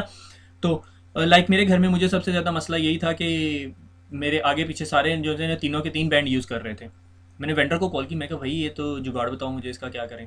तो जब मैं चैनल 14 पे स्विच करता था ना, मेरी थोड़ी सी स्पीड बन जाती थी, क्यों, क्योंकि वो साथ वाला मेरा चैनल 11 यूज़ कर रहा था, तो थोड़ी सी पॉसिबिलिटी थी।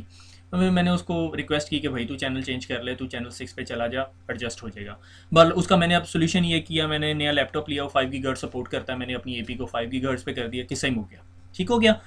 चैनल 2.4 गीगाहर्ट्ज़ के अंदर एक तो स्पीड की लिमिटेशन थी, दूसरी लिमिटेशन ये थी कि उसके अंदर 3 से ज़्यादा चैनल्स नहीं निकलते जो इंटरफेयर ना करें, ठीक है। लाइक अगर आप में से कोई कहे नहीं यार सर मैं तो चैनल 2 यूज़ करता हूँ, ठीक है, फिर चैनल 2 यूज़ कर लो, फिर आप 6 नहीं यूज़ कर सकते, फिर आप 7 यूज़ करोगे, 7 के बाद फिर कौन सा यूज़ करोगे, लाइक से आप कहते हो चलो मैं 12 यूज़ कर लूँगा, ठीक है, ये कर लो, कोई मसला नहीं है। बट नॉर्मली आपके मसलन एपीज़ भी आपको ये चीज़ें ट्यून नहीं करने देती। कुछ एपीज़ जो सी हैं वो बिल्कुल ही ऐसे ही आती हैं 1, 6 और 11, कुछ ऑटोमेटिकली डिटेक्ट कर लेती हैं। अगर उन्हें चैनल 1 और चैनल 6 ऑक्यूपाइड नज़र आता है, वो खुद 11 पे स्विच कर जाती हैं, ऑटोमेटेड का फीचर होगा। आप सारे जाके देखो अगर जिन जिनके पास एपीज़ हैं, ठीक है। और एक चैनल जो है वो 22 मेगाहर्ट्ज़ का होता है, और नॉर्मली हमारी कम्युनिकेशन जो सी है वो 20 मेगाहर्ट्ज़ को यूज़ कर रही होती है। अब चैनल 5 जो सा है ना, वो बहुत बड़ा चैनल होता है, ठीक है। यानी ये देखो, अगर मैं आपको, मुझे याद नहीं मैंने लिखी हुई, ये देखो 2.4 से 2.48 तक जा रहा है, और ये देखो 5.150 से 350 तक, यानी 200 हर्ट्ज़ आपके पास है। तो मैंने वो ड्रॉ नहीं किया, मुझे कोई अच्छी पिक्चर नहीं मिली, ठीक है। तो 5 गीगाहर्ट्ज़ जो सी है ना, वो 5 gigahertz country to country vary कर रही है, ठीक है। किसी कंट्री में वो 5.350 तक जाता है और किसी में 5.400 तक जाता है, जापान के अंदर। और बहुत सारे कंट्री, हैरत मुझे इस बात की हुई कि बहुत सारे कंट्री 5 गीगाहर्ट्ज़ अलाउड ही नहीं करते। अगर आप गूगल पे जाओ ना, गूगल पे 5 गीगाहर्ट्ज़ लिखो, विकीपीडिया के पेज के ऊपर तमाम कंट्रीज़ की लिस्ट आ रही है और उसमें कौन कौन से चैनल उन्होंने अलाउ किए हुए हैं, ठीक है। लाइक चाइना के अंदर शुरू के तो 5 गीगाहर्ट्ज़ के चैनल ही अलाउड नहीं है, ठीक है। तो इस तरह की लिमिटेशन है। फिर 5 गीगाहर्ट्ज़ के अंदर जो से हैं वो 40 मेगाहर्ट्ज़ का चैनल भी हो सकता है। लाइक चैनल बॉन्डिंग करते हैं, लाइक चैनल ही बड़ा होता है, जब चैनल बड़ा हुआ आपकी स्पीड ज़्यादा हो जाएगी बाय डिफ़ॉल्ट, ठीक है। और ये तो 3 नॉन ओवरलैपिंग चैनल थे ना 2.4 के अंदर, और 5 के अंदर 23 नॉन ओवरलैपिंग चैनल्स मिल जाते हैं आपको। जब आपके पास 23 नॉन ओवरलैपिंग चैनल हो जाते हैं, फिर आपको ये जो चीज़ मैं अभी आपको ड्रॉ करके बता रहा था, इसको सेल कहते हैं। तो आपको सेल डिज़ाइन में कॉम्प्लेक्सिटी नहीं होती। आप कहते हो ठीक है भाई चैनल 52 ले ले, 51 मेरे से अगले वाला हो जाएगा, 52 हो जाएगा। आपके पास चैनल्स के ऑप्शन है 53, फिर यहाँ पे फिर 54, जो भी नंबर्स हैं 56, फिर आप 59, ठीक है। मल्टीपल मल्टीपल वेंडर्स अपनी 5 गीगाहर्ट्ज़ की एक्सेस पॉइंट के अंदर मल्टीपल चैनल्स की सपोर्ट देते हैं।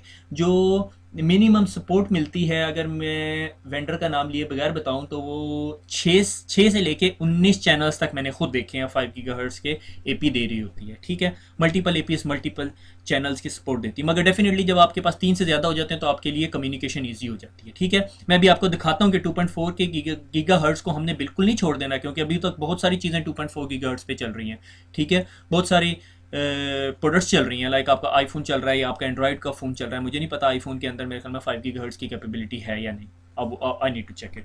वायरलेस स्नीफर इसी तरह, जिस तरह वायर शार्क है, इसी तरह वायरलेस स्नीफर है जो आपके वायरलेस के सिग्नल कैप्चर करके आपको बता रहा होता है कि भाई क्या हो रहा है वायरलेस पे, उसे क्या मिल रहा है, ठीक है। आप उसे कहो कि 4 गीगाहर्ट्ज़ की फ्रीक्वेंसी 5 गीगाहर्ट्ज़ की फ्रीक्वेंसी स्कैन करके होता है, आपको बता देता है क्या क्या आ रहा है, ठीक है। इसी तरह हमने आइडेंटिफाई किया था कि माइक्रोवेव जो सा ये फ्रीक्वेंसी प्रोड्यूस कर रहा है, ठीक है।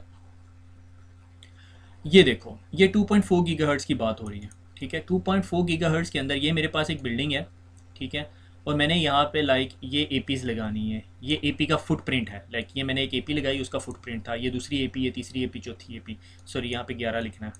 क्यों? क्योंकि चैनल 11 चाहिए मुझे यहाँ। क्यों कर रहा हूँ मैं 16 और 11 क्यों यूज़ कर रहा हूँ? क्योंकि 16 और 11 ही ऐसे चैनल हैं जो नॉन ओवरलैपिंग है, ठीक है। 1611 1614 कर लो, डिपेंड करता है अगर आपकी एपी आपको ये फैसिलिटी देती है कि आप 14 कर सकते हो या नहीं। मैंने देखी है कुछ एपीज देती हैं, कुछ नहीं देती, ठीक है। ये हम टेक्नोलॉजी 2.4 गीगाहर्ट्ज़ की कब बात करते हैं? 802.11 बी एंड जी, ठीक है। ये आप इसके बगैर रह नहीं सकते। लाइक अगर आप अभी कोई लेटेस्ट एपी लेंगे तो वो कहेगी कि मेरे पास 2 एंटीने हैं, एक 5 गीगाहर्ट्ज़ का और एक 2.4 का। अगर आप 2.4 के एंटीने को कहोगे नहीं यार मैंने सारा कुछ बंद करना है, तो फिर आप actually half of the AP की परफॉर्मेंस डिक्रीज कर रहे हो, ठीक है। लाइक आपको क्या, आपके पीसी बताता है आपको कि भाई आपके पास 6 GB रैम लगी हुई, आप कहते नहीं मुझे आधी चाहिए 3 GB।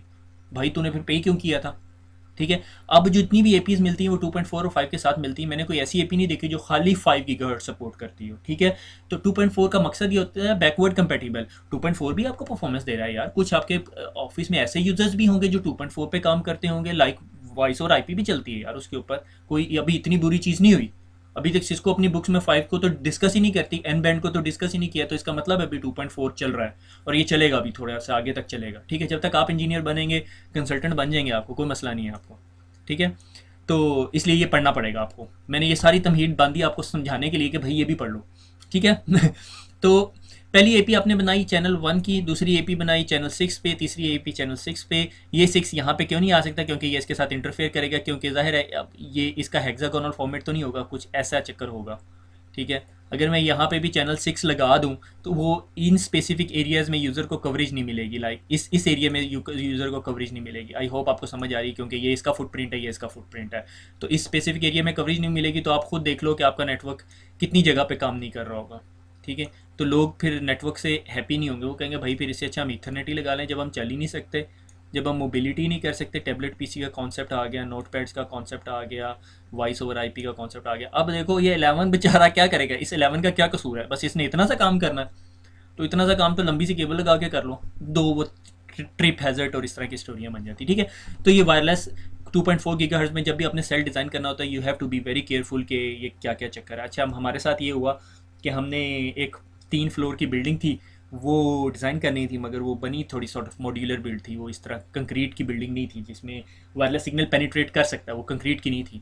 तो हुआ ये कि हमने फर्स्ट फ्लोर पे फर्स्ट बैंड 1 लगाया हुआ था ना, तो निचले फ्लोर पे जी भी बैंड 1 लगाया हुआ था, तो वो ब्लीड हो के, यानी एक फ्लोर से सिग्नल निकल के निचले वाले फ्लोर के साथ जाता था, कंट्राडिक्ट करता था, प्रॉब्लम हो रही थी। तो फिर हमें क्या करना पड़ा कि नीचे जो है वो चैनल 6 चलाया और ऊपर चैनल 1 चलाया, तो वो इंटरफेरेंस ख़त्म हो गई, ठीक है। इस तरह के मसले आते हैं, ठीक है। बट इन शॉर्ट यहाँ पे ये स्लाइड दिखाने का मकसद ये था कि 2.4 गीगाहर्ट्ज़ की चैनल इंटरफेरेंस को ख़त्म करने के लिए हमारे पास 3 जो बैंड्स हैं वो सफिशिएंट हैं, वो ये काम कर सकते हैं, ठीक है। 2 इसकी कुछ लिमिटेशंस भी हैं, ठीक है।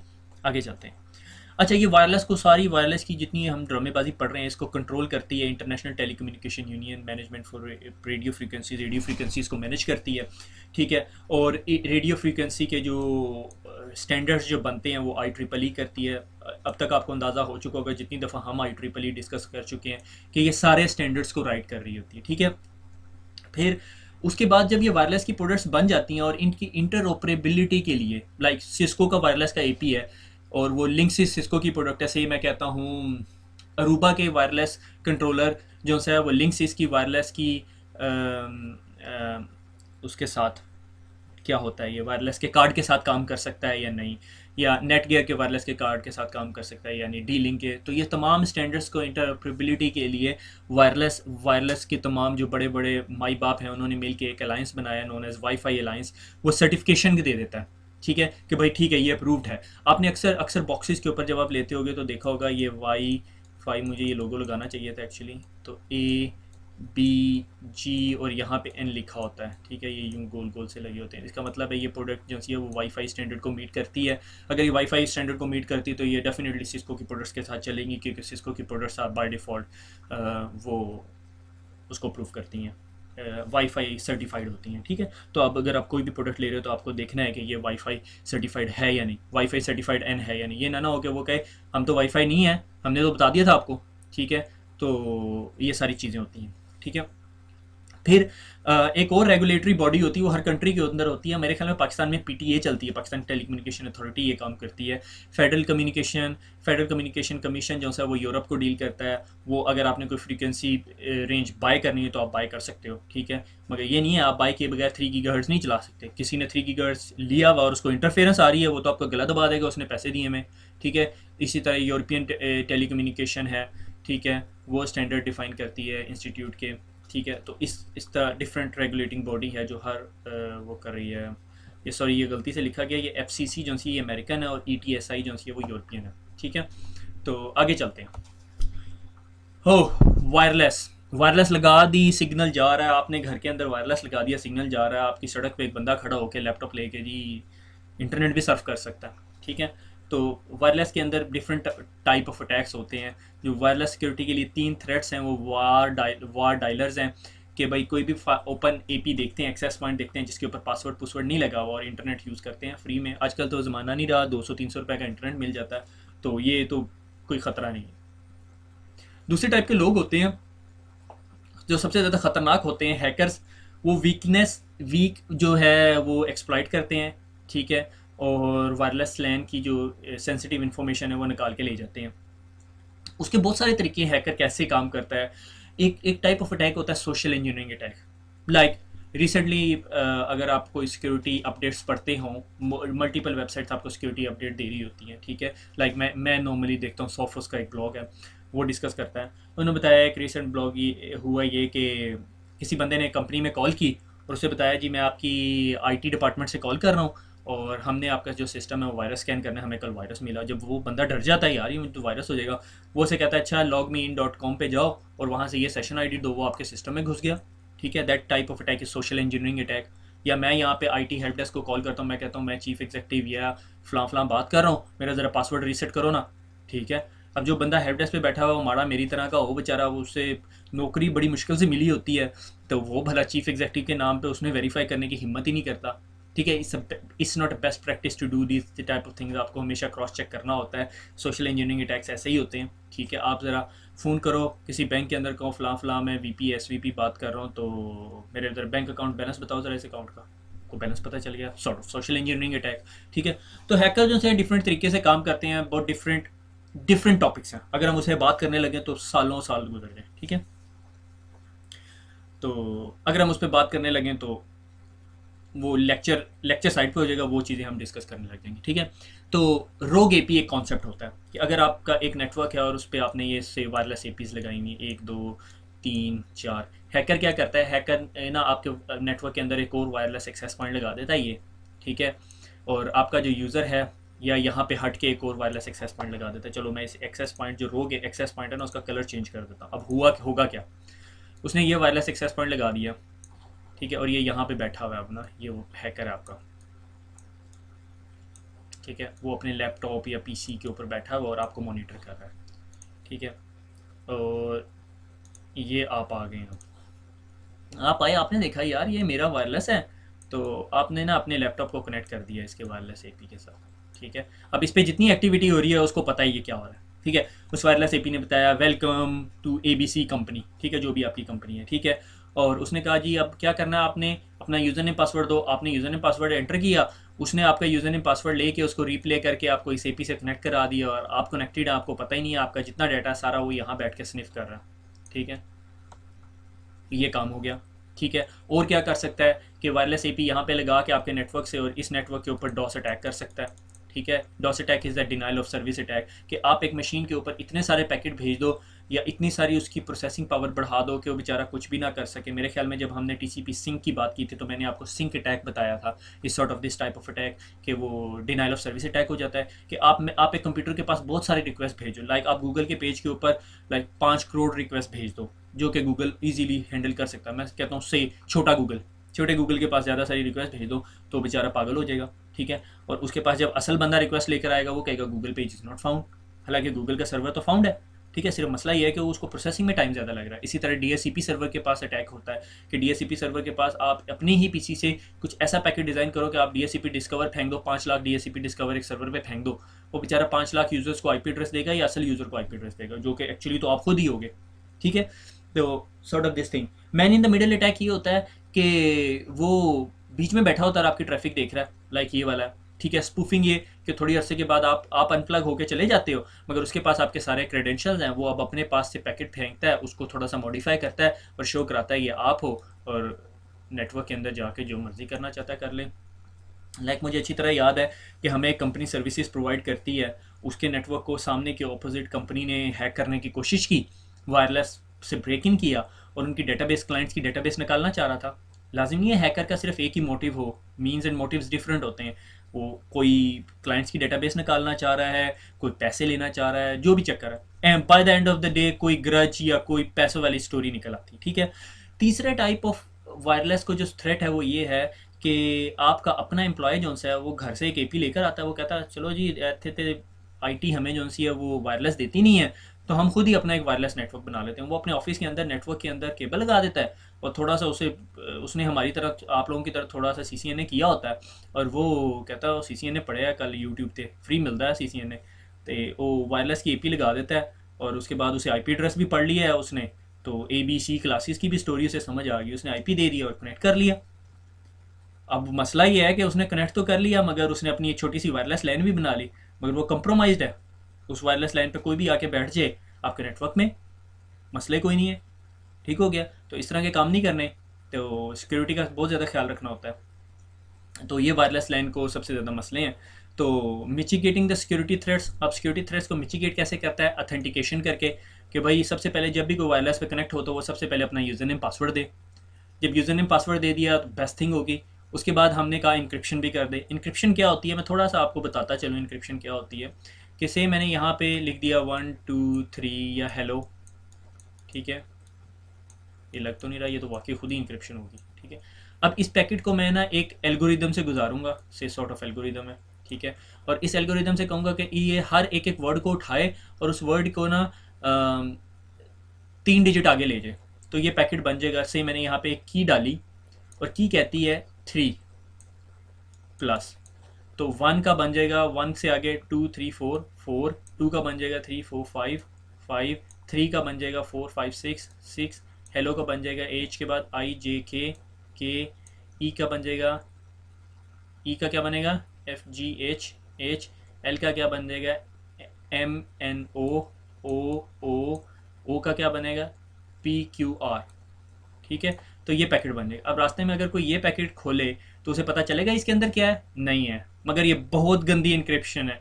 ठीक है, क्योंकि 2 दफ़ा एल आ रहा है तो 2 दफ़ा ओ, तो वो इससे अंदाज़ा लगा देगा कि अच्छा ये कोई वर्ड है जो 2 दफ़ा रिपीट हो रहा है यहाँ पे। ठीक है, इस तरह की इंक्रिप्शन नहीं करनी, मगर ये एक बेसिक इंक्रिप्शन है। ठीक है, ट्रांसपोजिशन साइफर कहते हैं इसे। ठीक है, इंक्रिप्टेड टेक्स्ट को आप नॉर्मली साइफर कहते हो। ठीक है, तो ये इनक्रिप्ट हो गया। इनक्रिप्ट होकर जब दूसरे बंदे के पास जाएगा उसके पास भी की होगी, वो कहेगा -3। ठीक है, वो इस सारी चीज़ को -3 करके रिवर्स इंजीनियरिंग करके उसको दोबारा 1 2 3 हेलो कर लेगा। ठीक है, तो ये सॉर्ट ऑफ इंक्रिप्शन होगी। उसके बाद IDS या IPS, इंट्रूजन डिटेक्शन सिस्टम और इंट्रूजन प्रिवेंशन सिस्टम। मुझे हंसी आ रही, मेरे एक फ्रेंड है वो बहुत एक्सपर्ट है IPS के अंदर, I know him, very Guru expert. ठीक है, तो आई होप वो वीडियो ना सुन रहा हो। तो अच्छा, IPS से बात शुरू करते हैं। IPS क्या होती है, इंट्रूजन डिटेक्शन सिस्टम या इंट्रूजन प्रिवेंशन सिस्टम। ये बहुत इंटेलिजेंट सिस्टम होता है।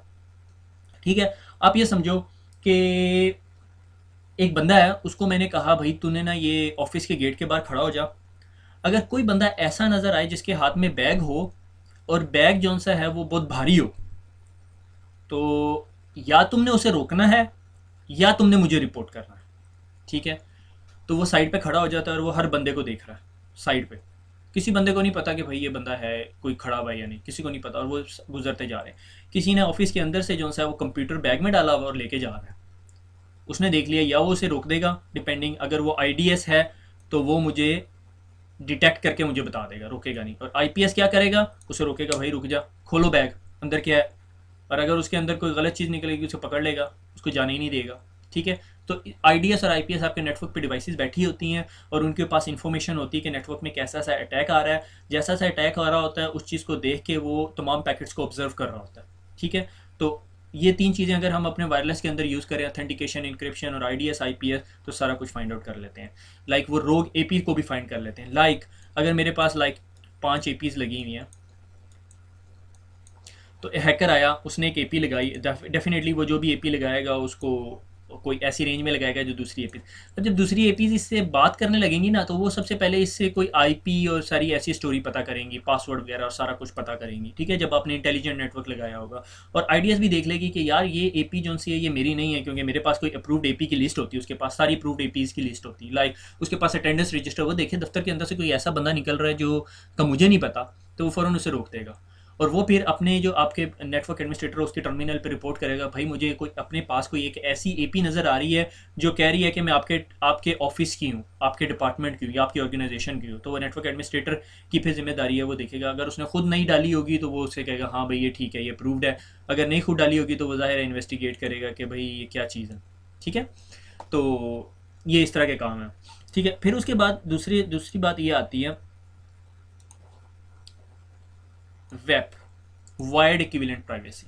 ठीक है, ये क्या है, ये एक सॉर्ट ऑफ इंक्रिप्शन या ऑथेंटिकेशन स्टैंडर्ड बनाया जो आपका जो वायरलेस पे जाने वाला डाटा है उसको सेव करने के लिए। ठीक है, इनिशियली स्टैंडर्ड बनाई है।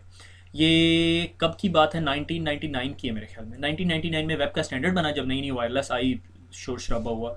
एक सेकंड मुझे क्रॉस चेक कर लें, 2.4 गीगाहर्ट्ज़ कब था। हाँ, 1999 में। 1999 के अंदर जो सा है ये वायर्ड इक्विवेलेंट प्राइवेसी वेब के नाम पे स्टैंडर्ड आया। और वो क्या करता था, 64 बिट की यूज़ करता था। वो याद है, 3 जो नंबर था। ठीक है, इसी तरह 64 बिट की बिट और की का क्या ताल्लुक है। की देखो, अगर मेरे पास एक लॉक है, ये मैंने लॉक बना दिया। ठीक है, और इसके लिए मेरे पास एक की है, से ये दरवाज़ा है और ये लॉक है। ठीक है, अब इसके अंदर जो की जाएगी, अगर वो मेरी की के धंधे हैं ऐसे से, ठीक है, तो कोई बंदा ये की आराम से बना लेगा। ठीक है, से मैंने कहा ये 3 बिट की है। अगर मेरे पास की होगी जिसके धंधे कोई रंग बिरंगे से होंगे और उसके अंदर कोई इतने लंबे होंगे, तो उसको ये की बनाने में कितना टाइम लगेगा, डिपेंडिंग कि भाई उसके पास कैसी मशीनरी है। ठीक है, तो वेब के अंदर जो की साइज़ था वो 64 बिट की थी। ठीक है, 40 की एक्चुअली की थी, और 24 बिट का जो है वो इनिशियलाइजेशन वेक्टर था। इनिशियलाइजेशन वेक्टर क्या होता है वो मैं अभी आपको एक ब्रेन ट्विस्टर टाइप की एक वीडियो दिखाऊंगा, अगली स्लाइड पे लेके जाऊंगा, जो मेरे ख्याल में तब तक आप सो चुके होंगे या भाग जाएंगे मुझे छोड़ के। ठीक है, मुझे कल तक अंदाज़ा हो जाएगा, डिसलाइक्स आ जाएंगे मेरे फेसबुक पे। ठीक है, तो बिल्कुल CCNA इसको डिस्कस नहीं करता, ये मैं एडवांस लेवल की चीज़ है, मगर आपको जिस तरह मैंने पहले बताया मुझे एक छोटी सी बीमारी है तो बर्दाश्त करना पड़ेगा। मुफ्ती में तो फिर ये सारा कुछ बर्दाश्त करना पड़ता। तो सॉरी अबाउट दैट। ठीक है, 2.4 64 बिट की होती है। ठीक है, यानी वेब उन्होंने बनाया और वो क्या कहती थी कि मेरे पास ना इतनी बड़ी की है। ठीक है, 64 बिट की होती थी उसके साथ, और उससे कोई वो ना डाटा को आपके इनक्रिप्ट कर देता है। ठीक है, लॉक लगा देता है ऐसे। ठीक है, बिट की का मैंने आपको अंदाज़ा बताया कि लाइक मैंने कहा था कि +3 कर दो, -3 कर दो। जितनी बड़ी की होगी उतनी मुश्किल डिक्रिप्शन होगी। अगर आपने इनक्रिप्ट किया हुआ है किसी हैकर को, वो पैकेट मिल जाता है। वायरलेस के अंदर उसे पैकेट मिलना ही मिलना है। आपका बीच में वायरलेस स्कैनर लेके बैठे हो, आपको पैकेट मिलेगा, इनक्रिप्टेड फॉर्मेट में होगा, वो अलग बात है, स्क्रैम्बल्ड होगा, आपको समझ नहीं आएगी। मगर क्या हुआ कि 2.4 ये जो की थी ना ये ब्रेक होगी, क्योंकि ये इस एक्चुअल की का साइज़ 40K था, 40 बिट्स था। 24 बिट्स जो थी इसके अंदर इनिशियलाइजेशन वेक्टर था। ये इनिशियलाइजेशन वेक्टर क्या होता है कि इस की के से मैं कहता हूँ ये जो शुरू का हिस्सा है ना, ये मैं कहता हूँ प्लेन था, और बाकी जो सा है ये की थी। तो अगर किसी हैकर ने पैकेट उठाया और उसे ये अंदाज़ा हो गया कि यार ये जो की का जो शुरू का हिस्सा है ये प्लेन है, तो उसको ये बनाने में तो देर नहीं लगेगी, बाकी उसने ये क्रैक करना है, तो ये कम्बिनेशन के साथ वो क्रैक कर लेता है। ठीक है, हमारी प्रोसेसिंग पावर दिन ब दिन, अब मैं अगर एक रिपोर्ट पढ़ रहा था, वो कह रहे थे 3 साल के अंदर प्रोसेसिंग पावर डबल हो जाती है। 3 साल पहले देख लो आपके पास P3 P4 थे, अब i7 आ गए हैं, i7 से आगे जियोन्स की बात हो रही है। ठीक है, तो प्रोसेसिंग पावर जितनी इंक्रीज होगी, आप कंप्यूटर को कहोगे यार पासवर्ड लगाओ, आपका ये जो 4 डिजिट का या 5 करैक्टर का जो पासवर्ड है, ये तो ब्रूट फोर्स के लिए को 5 घंटे की भी मार रही है। ठीक है, उन्होंने वेब क्रैक कर लिया। जब वेब क्रैक किया तो उस टाइम वायरलेस बड़ी स्पीड से एक्सपेंड हो रहा था। ठीक है, तो वायरलेस बड़ी स्पीड से एक्सपेंड हो रहा था, तो अब लोगों को ये हुआ कि यार जो मार्केट वेंडर्स थे, जो सेलर्स थे, उन्होंने कहा अब हम क्या करें। उन्होंने कहा अच्छा हम ऐसा करते हैं कि हम ना कुछ और तरीके लगाते हैं। उन्होंने वेब के साथ ना SSID, सर्विस सेट आइडेंटिफायर, जब आप अपने पास एक वायरलेस लगाते हो, ठीक है, ये वायरलेस लगाया, ठीक है, ये वायरलेस लग गया, ठीक है, और उसके पास वो सिग्नल फेंक रहा होता है। ठीक है, और वो सिग्नल जब आप लैपटॉप पे देखते हो तो उसके अंदर एक बीकन सिग्नल होता है।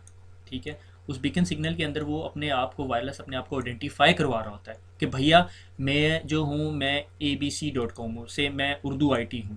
ठीक है, अगर ये उर्दू IT कंपनी का नेटवर्क है तो बता रहा होता है, और अगर आप यूज़र होते हो आपको पता चल जाता है। ये सिर्फ डिस्टिंग्विश करने के लिए उन्होंने कहा SSID हाइड कर दो। ठीक है, किसी को SSID पता ही ना हो, मगर ये ढूंढना कोई मुश्किल नहीं है। अगर किसी कंपनी ने SSID हाइड भी की हुई है तो कोई मसला नहीं है। ठीक है, तो SSID हाइड की हुई है, आपको पता ही नहीं चल रहा है SSID क्या है, तो आपको यही नहीं पता चलेगा कि वायरलेस है या नहीं। अगर आपसे आपके पास अभी नए जो स्मार्टफोन्स है लाइक एंड्रॉयड और आईफोन, अगर आप किसी वायरलेस एपी के पास लेके जाओ और आपने उन्हें सेट किया हुआ है कि वाईफाई को ढूंढें, तो फ़ौरन आपको पॉपअप मैसेज देंगे कि भाई मुझे वाईफाई नज़र आ रहा है, do you want me to connect it और नॉट, जो हॉटस्पॉट का कॉन्सेप्ट है। ठीक है, अगर आपने SSID ब्लॉक की होगी, SSID हाइड की होगी, आपको नज़र नहीं आएगी। ठीक है, मगर ये कोई हैकर के लिए बहुत बड़ी चीज़ नहीं है, उसके लिए कोई 15-20 मिनट की मार है SSID ढूंढना, कोई बड़ी बात नहीं है। वो बीकन के अंदर नहीं होती मगर वो फिर भी ढूंढ लेता है। ठीक है, और उसके बाद जो एक और चीज़ है जो सिस्को इस टाइम कहती है कि ईजी है क्रैक करना, मेरे ख्याल में ये SSID की निस्बत हार्डर है, मैक एड्रेस फिल्टरिंग। हमने कहा कि जी मेरी इस एपी के साथ सिर्फ ये मैक एड्रेसेस कनेक्ट हो सके। अगर हैकर अपना लैपटॉप लेकर आता है तो वो कनेक्ट नहीं हो सकेगा, मगर वो मैक एड्रेस पे ब्रूट फोर्स करके मैक एड्रेस मॉडिफाई कर सकता है। आप अपना मैक एड्रेस स्पूफ कर सकते हो। स्पूफ करने का मतलब चेंज कर सकते हो। आप कह सकते हो आपको पता है मेरा मैक एड्रेस जो है काशिफ का मैक एड्रेस है 11111, आपको अच्छा मेरा भी मैक एड्रेस 1111 है, आप एक अपने पास अपनी एप्लीकेशन इंस्टॉल कर लो और उसे बताओ कि जब मेरे पास पैकेट निकलने लगे डाटा लिंक हेडर के ऊपर 802.3 के सोर्स मैक एड्रेस के ऊपर 11111 लगा दो। जब वो एपी के पास पहुंचेगा, एपी समझेगी मेरे पास से जा रहा है पैकेट, एक्चुअली मेरे पास से नहीं जा रहा होगा। ठीक है, तो ये स्टोरी है। उसके बाद जी लिमिटेशन ये थी कि उन्होंने फिर एक और एल्गोरिदम बना दिया इंक्रिप्शन का, नोन एज RC4 बेस्ड। ठीक है, वेब बना दिया। RC4 एक स्ट्रीम साइफर होता है। वो क्या होता है, हो मेरे ख्याल में मैंने ये सारा कुछ गलत पढ़ा दिया आपको। ये CCNA की चीज़ें नहीं है, इस वजह से मैं कह रहा हूँ। तो RC4 बेस्ड साइफर क्या होता है कि से आपका ये डाटा है, ये आपका मीडियम है और यहाँ से आपका डाटा जाना है। ठीक है, ये आपके डाटा पैकेट्स हैं, यानी ये बिट्स हैं आपकी 010101010101। ठीक है, अगर ये आप स्ट्रीम साइफर कर रहे हो, ये स्ट्रीम है, आपने इसको साइफर करना है, इनक्रिप्ट करना है, तो आप क्या कहते हो, आप कहते हो अच्छा 111111111, इसके साथ इसको एंड करा दो। ठीक है, एंड ऑपरेशन वही कि भाई इसको मल्टीप्लाई करा दो या जो भी करना है। ठीक है, 01 से मैंने 0 या 1, मैं इसका ख्याल नहीं कर रहा, 0101000000, ये बन गया। हर बिट जो सी आपकी इनक्रिप्ट होके जा रही है, मगर उसको रियल टाइम एक वैल्यू लग रही है। ये की है आपकी। ठीक है, ये सारी की सारी ये आपकी की है। ठीक है, ये आपकी साइफर टेक्स्ट है और ये आपकी की है, ये इंक्रिप्शन की है। ये आपको स्ट्रीम साइफर, आप डाटा स्ट्रीम जा रही है और हर एक पैकेट के साथ आप उसको मॉडिफाई कर रहे हो, हर एक बिट को। दूसरा साइफर होता है ब्लॉक साइफर, कि आपने पूरे का पूरा डाटा पैकेट लिया, ठीक है, उसको एक डब्बे में डाला, उस डब्बे के ऊपर आपने की लगा दी और उसको अच्छी तरह मिक्सअप कर दिया और आपके पास जो रिजल्ट निकला वो ब्लॉक साइफर है।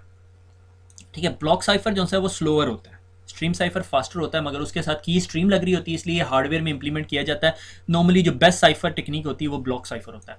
उन्होंने RC4 को यूज़ किया मगर वो स्ट्रीम साइफर था, उसकी कुछ लिमिटेशंस थी वेब के अंदर, वो भी काम नहीं किया। ठीक है, फिर उन्होंने एक और कॉन्सेप्ट लिया। ये सारे कॉन्सेप्ट सिस्को ने ट्राई किए क्योंकि मार्केट में यूज़र बहुत था, डिमांड बढ़ गई। जब वेब क्रैक हो गया तो लोगों ने वेब को यूज़ करना छोड़ दिया और लोगों ने कहा अब हमें और सिक्योरिटी दो।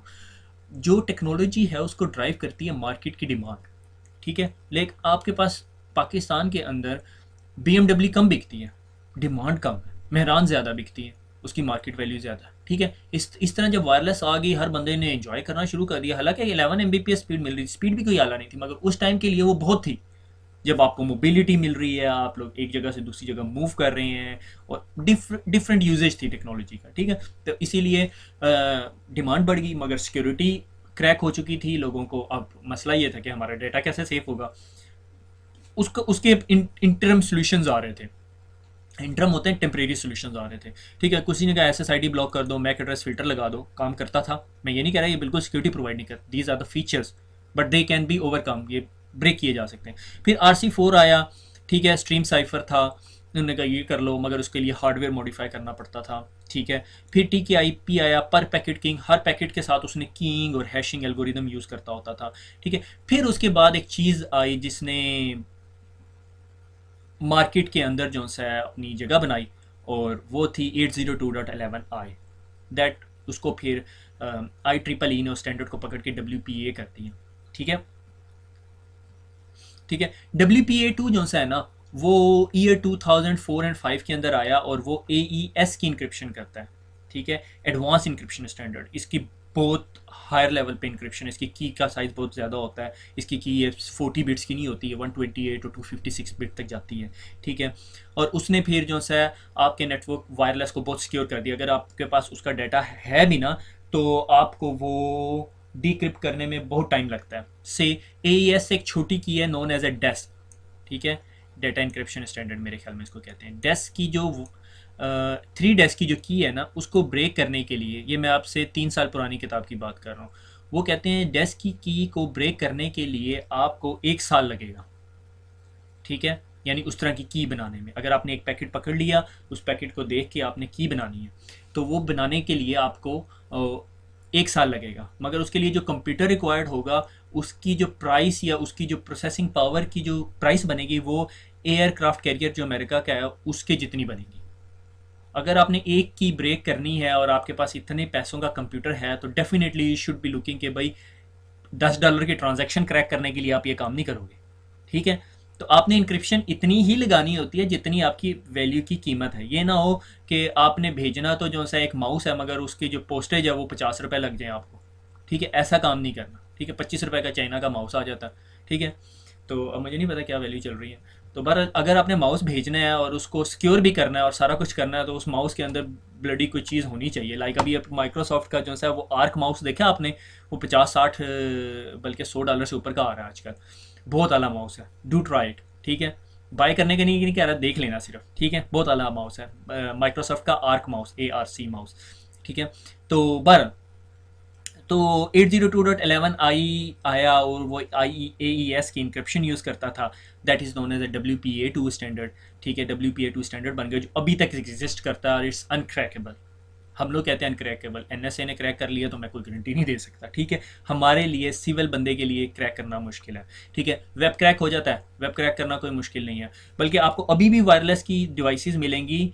मैं पाकिस्तान का नहीं बता सकता, यूरोप के अंदर तो अभी भी आपको मिलेंगी जो वेब पे लगी हुई हैं। आप पार्किंग लॉट में खड़े हो जाके 15 मिनट तो नहीं, आपको मिनिमम ना, अगर मैंने सही वर्कआउट किया तो आपको, वो बंदा अगर 2 GB का डाटा डाउनलोड करे ना, आप उसकी की क्रैक कर सकते हो। की इस तरह नहीं क्रैक हो जाती, मुंह उठाया और आपकी की क्रैक होगी। वो बंदे को ने डाटा डाउनलोड करना है वायरलेस से। अगर उसने डाटा वायरलेस से डाउनलोड किया, आप उसको सारा स्निफ कर रहे हो, आप उसके सारे पैटर्न आइडेंटिफाई कर रहे हो। से अगर मैंने एक डाटा लिया, ठीक है, से मैंने देखा 124 और उसके बाद आगे 8976, अगला पैकेट आया 124 8116, अगला आया 124 9912। अब आपको एक चीज़ से क्लियर हो रहा है कि जो पहली 3 बिट्स हैं, ठीक है, ये गलत फहमी में ना पड़ जाए कि मैं आपको इधर हैकिंग पढ़ा रहा हूँ। ठीक है, ये जो पहली 3 बिट हैं ये सिमिलर है, तो आप इससे ये क्लियर हो सकता है कि ये जो 24 है ये आपका इनिशियलाइजेशन वेक्टर है। अब आपने इन 4 बिट्स पे काम करना है। ठीक है। और जितनी देर में आप ये 4 बिट्स क्रैक कर लोगे, कितनी देर में 4 बिट्स क्रैक करोगे? 4 बिट्स के पॉसिबल कम्बिनेशन क्या हो सकते हैं? 9999। 9999 आपके कंप्यूटर को एवेल्यूएट करते हुए ज़्यादा टाइम नहीं लगता, मगर आपको उन तमाम पैकेट्स चाहिए, आपको वो सारे पैकेट्स चाहिए जिन पे आप ये सारी वर्किंग करो। उसके लिए आपको रफली 1 GB का डाटा चाहिए। यानी आपका, आप अगर किसी के घर से का वायरलेस या अपने घर का वायरलेस क्रैक कर रहे हैं, आप ज़रा टोरेंट लगाओ या कोई मूवी डाउनलोडिंग पे लगाओ या कुछ बड़ी file downloading, Microsoft operating system लगा दो डाउनलोडिंग पे। आपका जो जो क्रैकर है, जो भी टूल है, आप ढूंढेंगे गूगल करके, आई होप सो, तो वो करेगा। ठीक है। इसके लिए लाइनक्स की ऑपरेटिंग सिस्टम ज़्यादा बेहतर है, माइक्रोसॉफ्ट में मैंने नहीं देखा कभी कोई कर रहा होता। ठीक है। तो ये बातें बड़े गौर से सुनते हैं आप लोग, और जो असल पढ़ने वाली बातें वो नहीं सुनते। ठीक है। तो आगे काम करते हैं हम इस पे। तो WPA जो है उसने आपको अथेंटिकेशन भी दी और इंक्रिप्शन भी दी। अथेंटिकेशन के लिए उसने जो चीज़ यूज़ की 802.1x यूज़ की, और उसके लिए साथ एक प्रोटोकॉल यूज़ करता था, EAP एक्सटेंडेबल अथेंटिकेशन प्रोटोकॉल। और घर का जो यूज़र है, होम यूज़र है, ये तो कॉर्पोरेट यूज़र ने यूज़ किया। ठीक है। 802.1x क्या होता है हम आगे पढ़ेंगे। और होम यूज़र क्या करता है? प्री शेयर्ड की। वो याद है, आप एक छोटी सी पासवर्ड डालते हो ABC123, ठीक है, वो, ठीक है, तो वो प्री शेयर्ड की होती है। मगर ये जो सा है, ये एक सर्वर यूज़ करता है, उस सर्वर में यूज़र ने पासवर्ड पड़े होते हैं और वो काम कर रहे होते हैं। ठीक है। और ये अथेंटिकेशन का काम है, ये WPA2 यूज़ कर रहा है। ठीक है। और AES के लिए ये AES प्रोटोकॉल और CCMP यूज़ करता है। ठीक है। Counter mode CBC MAC protocol. ये क्या है? ये साइफर ब्लॉक चेनिंग, ये भी एक इंक्रिप्शन टेक्निक है। ये क्या है मैं आपको दिखाता हूँ। अगर आपको नहीं समझ आए, बिल्कुल परेशान होने की ज़रूरत नहीं है, ये मेरी प्रॉब्लम है। वो मैंने आपको बताया था, मुझे छोटी सी एक बीमारी है, तो मैं वो सिर्फ दिखाऊंगा। बड़ा ब्रेन ट्विस्टर नहीं है, कोई बड़ी चीज़ नहीं है इसमें। आपको इनिशियलाइजेशन वेक्टर भी समझ आ जाएगा, CBC भी समझ आ जाएगा। मैं भी थोड़ी देर पहले सोने वाला हो रहा था, अभी जिस तरह मैंने ये देखा ना, मेरी आंखों में चमक आ गई। ठीक है। तो let me show you, here we go. ठीक है। भागे तो नहीं? ठीक है। अच्छा, ये मेरा मैसेज है। ठीक है। This is my message. Same message है जी, हेलो। ठीक है। ये मैंने यहाँ पे डाला, से ये डब्बा है या ये प्रोसेसिंग चीज़ है। ठीक है। और इनिशियलाइजेशन वेक्टर 0 थी वैल्यू, मैंने कहा कुछ ना इसके साथ ऐड करो। ठीक है। और इसको प्रोसेस किया डिपेंडिंग ऑन माई एल्गोरिदम। ठीक है। उसके बाद ये यहाँ से नीचे आया और यहाँ से मैंने एक की डाली, वो मेरी की थी। अगर मैं यहाँ पे AES यूज़ कर रहा हूँ तो मेरे पास ऑप्शन है 128 बिट की यूज़ करूँ, 256 बिट की यूज़ करूँ। 256 बहुत बड़ी की है। ठीक है। तो से मैंने कहा जी 128 बिट की है। से मेरी की थी 1010111111, ये 128 बिट्स से मैंने कह दिया। और मैंने इसके साथ ऐड किया, वो एल्गोरिदम चलाया, से मैंने एंड कर दिया। मेरे पास जो डाटा निकलेगा वो मेरा साइफर टेक्स्ट होगा अब। ठीक है। अब वो जो साइफर टेक्स्ट है, ठीक है, वो यहाँ से निकला, वो अब क्या काम कर रहा है? इनिशियलाइजेशन वेक्टर का काम कर रहा है, ये वैल्यू का काम कर रहा है। ठीक है। WPA2 के अंदर मसला क्या था? अगर वो मैंने पिक्चर भूल गया, मैं निकल गई वो वहाँ से। वो याद है, मैं 1 2 3 4 के बाद फिर आगे रैंडम नंबर जनरेट कर रहा था।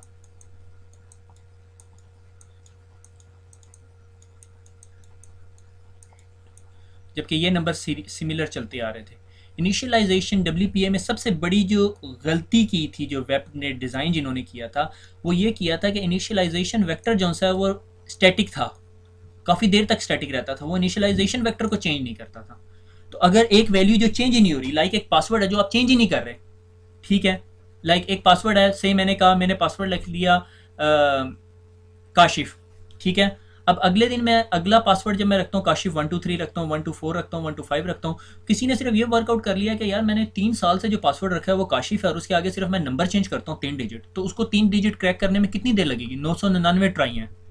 डेफिनेटली मैं 1111 भी नहीं, 111 भी नहीं रखूंगा, 999 भी नहीं रखूंगा, 100 भी नहीं रखूंगा, कोई नहीं रखता होता, 777 भी नहीं रखूंगा। ठीक है। अब आप बाकी ट्राई करते रहोगे। समझ आ गई बात की?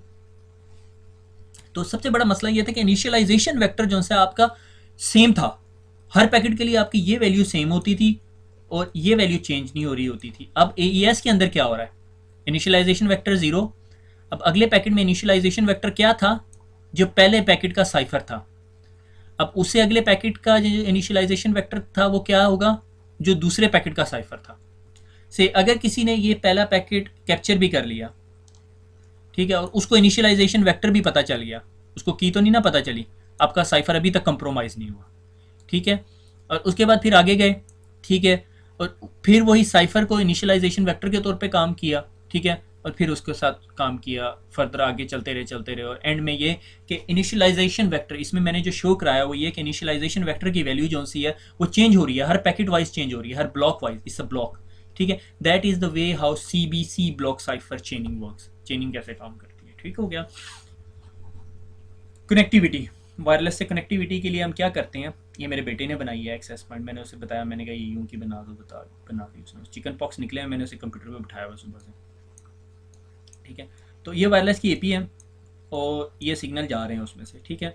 तो ये बीकन अनाउंसिंग SSID, ये जो आपके वायरलेस की एपी है वो SSID अपनी बता रही होती है। अगर आपने कंप्यूटर रखा हुआ है यहाँ पे तो आप अपने कंप्यूटर को कहो कि भाई मेरी SSID बता दो, ये मुझे कौन से वायरलेस के सिग्नल याद नहीं, जब आप अपने वायरलेस कंप्यूटर लैपटॉप को बताते हो मैंने वायरलेस से कनेक्ट होना है, वो बता रहा होता है होम 123, जिस तरह भी आपके अगर घर के एपी की जो SSID होगी वो ये होती है, ठीक है, वो बीकन सिग्नल है। फिर उसके बाद ये जब इसको प्रॉप भेजता है, प्रॉप रिक्वेस्ट भेजता है, ठीक है, कि भाई मैंने आपसे कनेक्ट करना है, वो कहता है ठीक है, प्रॉप रिस्पॉन्स भेजता है, और वो उसके बाद फिर कहता है मुझे अब अपनी सिक्योरिटी सेटिंग बताओ। अगर आपने प्री शेयर की लिखी हुई है तो आपकी प्री शेयर की जाती है, मैक एड्रेस जाता है आपका और सारी इन्फॉर्मेशन जाती है, ठीक है। इसके अंदर दो कॉन्सेप्ट है, ओपन अथेंटिकेशन और शेयर्ड की अथेंटिकेशन। ओपन अथेंटिकेशन क्या कि आपको यूजर ने पासवर्ड ही नहीं देना पड़ता, आप सीधे कनेक्ट हो जाते हो, ठीक है, जो मैं वार डायलर के अंदर दिखा रहा था कि अब बहुत सारी एपीज ओपन होती हैं। और शेयर्ड की क्या होती है, जो आपने प्री शेयर्ड की लगाई हुई है, ठीक है। It's not a good authentication. 802.1x, इससे पिछली स्लाइड में हमने जिक्र किया है कि WPA2 के अंदर जब हमने यूज़र अथेंटिकेट करना है, अथेंटिकेशन इंक्रिप्शन नहीं कर रहा है, तो 802.1x यूज़ होता है। वो क्या करता है, जब आप आते हो आप यूज़र ने पासवर्ड बताते हो, दैट इज़ अथेंटिकेशन। मैंने क्या किया, मैंने एक सर्वर लिया that is known as a radius server, ठीक है। रेडियस सर्वर क्या करता है, remote access dial in server मेरे ख्याल में, मुझे एग्जैक्ट एब्रीवेशन नहीं याद इस टाइम आना, ठीक है। रेडियस सर्वर के पास तमाम यूज़र नेम पासवर्ड सेव हुए होते हैं, ठीक है। से ये सर्वर है, इसके पास एक डेटाबेस है, उसमें तमाम यूज़र नेम पासवर्ड है। एक यूज़र आया, उसने कहा भाई मैंने आपसे कनेक्ट करना है, ठीक है। और जब मैं कनेक्ट हुआ तो मैंने वायरलेस की जो एपी थी उसने मुझे कहा कि भाई अपना यूज़र नेम पासवर्ड भेजो, ठीक है। और मैंने अपना यूज़र नेम पासवर्ड भेज दिया, जी मेरा नाम काशिफ है और ये मेरा पासवर्ड है सिस्को, और ये इसने यहाँ से उठाया और रेडियस सर्वर के पास भेज दिया, ठीक है। जब रेडियस सर्वर ने मुझे एक एक्सेस टोकन दे दिया एपी को, और एपी ने मुझे वो टोकन वापस किया और उसने कहा जी अब आप ग्रांटेड हो, अब आप मेरे साथ कम्युनिकेशन करो, और कम्युनिकेशन शुरू हुई। ये सिर्फ अथेंटिकेशन प्रोसेस है। इंक्रिप्शन प्रोसेस वही AES और वो साइफर ब्लॉकचेनिंग जो हमने यहाँ ऊपर डिस्कस किया वो है, ठीक हो गया। जब भी 802.1x का कॉन्सेप्ट आएगा इसका मतलब है कि अथेंटिकेशन जिसमें रेडियस सर्वर इन्वॉल्व है। सिस्को अपनी एक प्रोडक्ट यूज़ करती है that is known as Cisco ACS server, वो सिस्को का रेडियस सर्वर है, ठीक है। उसमें फिर एक टेक और रेडियस की बहस है, वो मेरे हमने CCNA लेवल की चीज़ नहीं, हमने डिस्कस नहीं करना, ठीक है। तो दैट इज़ द वे कि भाई अगर आपने नेटवर्क के ऊपर अथेंटिकेट होना है, आपने बताना है कि मैं ये बंदा हूँ। लाइक आप जब ATM से पैसे निकलवाने जाते हैं, ATM में कार्ड डालने के बाद अपना पिन देते हैं, तो दैट इज़ एन अथेंटिकेशन, ठीक है।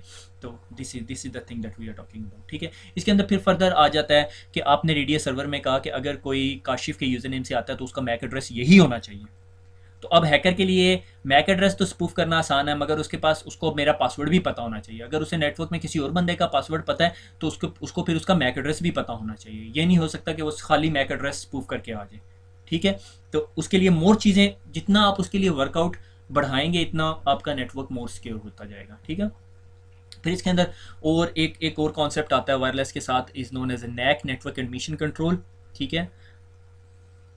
रेडियस का मुझे एब्रीवेशन याद आ गया, remote access dial in service, ठीक है, डायल इन यूज़र सर्विस है मेरे ख्याल में, ठीक है।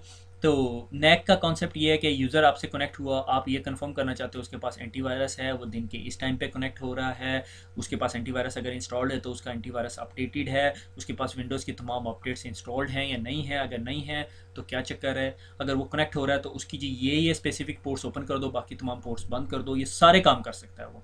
फिर रेडियस सर्वर आपके साथ साथ अकाउंटिंग भी कर रहा होता है कि भाई उस बंदे ने क्या क्या एक्टिविटी परफॉर्म की है, डिपेंडिंग आपने क्या क्या काम लेना है उससे, ठीक है। आगे चलते हैं। 802.11 जो वायरलेस का स्टैंडर्ड है, उसमें फिर A आया, B आया, G आया और N आया। अब टोपोलॉजी बिल्डिंग ब्लॉक कि वायरलेस कनेक्ट कैसे होता है, ठीक है। एक मोड होता है ad hoc mode. Ad hoc mode ये कि दो कंप्यूटर हैं, दोनों का वायरलेस इनेबल किया और आपस में कनेक्ट हो गया। अगर आप माइक्रोसॉफ्ट विंडोज 7, मुझे एक्सपी का याद नहीं है, विंडोज 7 के अंदर एड हॉक मोड इनेबल हो जाता है और आप दो वायरलेस आपस में कनेक्ट कर सकते हो बगैर किसी एक्सेस पॉइंट के। ठीक है। फिर आ गया ये नॉर्मल मोड है, मगर इसके अंदर सिक्योरिटी नहीं है, कोई चक्कर नहीं है इसके अंदर, और एक्सपेंडेबिलिटी नहीं है। अगर आपने दूसरा बंदा यूज़ करना है तो आप उसको यहाँ कनेक्ट नहीं कर सकते कि भाई तुम मेरे साथ यहाँ कनेक्ट हो जाओ, मैं इधर हूँ, ऐसा नहीं होता। ठीक है, ये सिर्फ एड हॉक बेस्ड है। ठीक है, टेम्प्रेरी दो कंप्यूटर्स कनेक्ट करना। फिर है इंफ्रास्ट्रक्चर मोड। ठीक है, इंफ्रास्ट्रक्चर मोड के अंदर एक आता है BSS। ठीक है, बेसिक सर्विस सेट। इसमें क्या है कि आपके पास एक एक्सेस पॉइंट है। ठीक है, और वो जो सा है वो आपके कंप्यूटर्स को कनेक्ट कर रहा है। ठीक है, आप 10 कंप्यूटर कनेक्ट कर लो। ठीक है जी, एक एपी की लिमिट होती है उसके ऊपर कितने कंप्यूटर्स कनेक्ट हो सकते हैं। अगर एक एपी के ऊपर 50 कंप्यूटर कनेक्ट कर दोगे डेफिनेटली परफॉर्मेंस गिर जाएगी। फिर एक और कॉन्सेप्ट है एक्सटेंडेड सर्विस सेट। ठीक है, कि बहुत सारे एपीज हैं वो आपस में कनेक्ट कर दिए आपने। ठीक है, और इन तमाम एपीज को कंट्रोल करने के लिए यहाँ पर एक ऊपर WLC पड़ा हुआ है, सिस्को का WLC वायरलेस लैन कंट्रोलर है। ठीक है, वो क्या करता है, वो इन तमाम एपीज को मॉनिटर कर रहा होता है, इनको इंस्ट्रक्शन दे रहा होता है। इधर ACL भी लगाई होती है, एक्सेस कंट्रोल लिस्ट होता है, रेस्ट्रिक्शन लगा दी कि भाई ये यहाँ से पिंग ना कर सके इसे। ठीक है, और इस तरह की रेस्ट्रिक्शंस लगा देता है ये तमाम एपी। अब आप एक्सटेंड कर सकते हो नेटवर्क को। ठीक है, जितना मर्जी एक्सटेंड करना चाहो। ठीक है, अगर आपकी ये एपी डाउन हो जाती है, आपका वायरलेस का नेटवर्क डाउन हो जाता है, तो इससे बचने के लिए आप दो दो कंट्रोलर्स लगा देते हो। ठीक है, तो कंट्रोलर जो है वो नेटवर्क को कंट्रोल करता है। ठीक है, तमाम एपीज़ को कंट्रोल करता है और आप इससे कनेक्ट होते हो। आप इससे कनेक्ट होने के बाद ये कंट्रोलर, जिस तरह ही आप कनेक्ट होते हो, कंट्रोलर आपको कहता है यूज़र नेम पासवर्ड भेजो। आप उसको यूज़र नेम पासवर्ड भेजते हो और पासवर्ड फिर आप एक रेडियस सर्वर के पास से अथेंटिकेट करवाते हो। रेडियस सर्वर से अथेंटिकेट हो जाता है, फिर आप अपनी इंक्रिप्शन चलाते हो। इंक्रिप्शन को यूज़ करते हुए फिर आप डाटा सिक्योरली ट्रांसफ़र कर रहे होते हो। ठीक है, तो ये सारा हो गया वायरलेस की स्टोरी। आपकी शक्ल ऐसी सी तो नहीं होगी, मेरी होगी है, क्योंकि आज फ्राइडे नाइट है और मैं भी जब नीचे जाऊंगा तो मुझे बहुत बातें सुननी पड़ेंगी। ठीक हो गया, तो ये था जी ओवरऑल वायरलेस। वायरलेस का चैप्टर ख़त्म हो गया।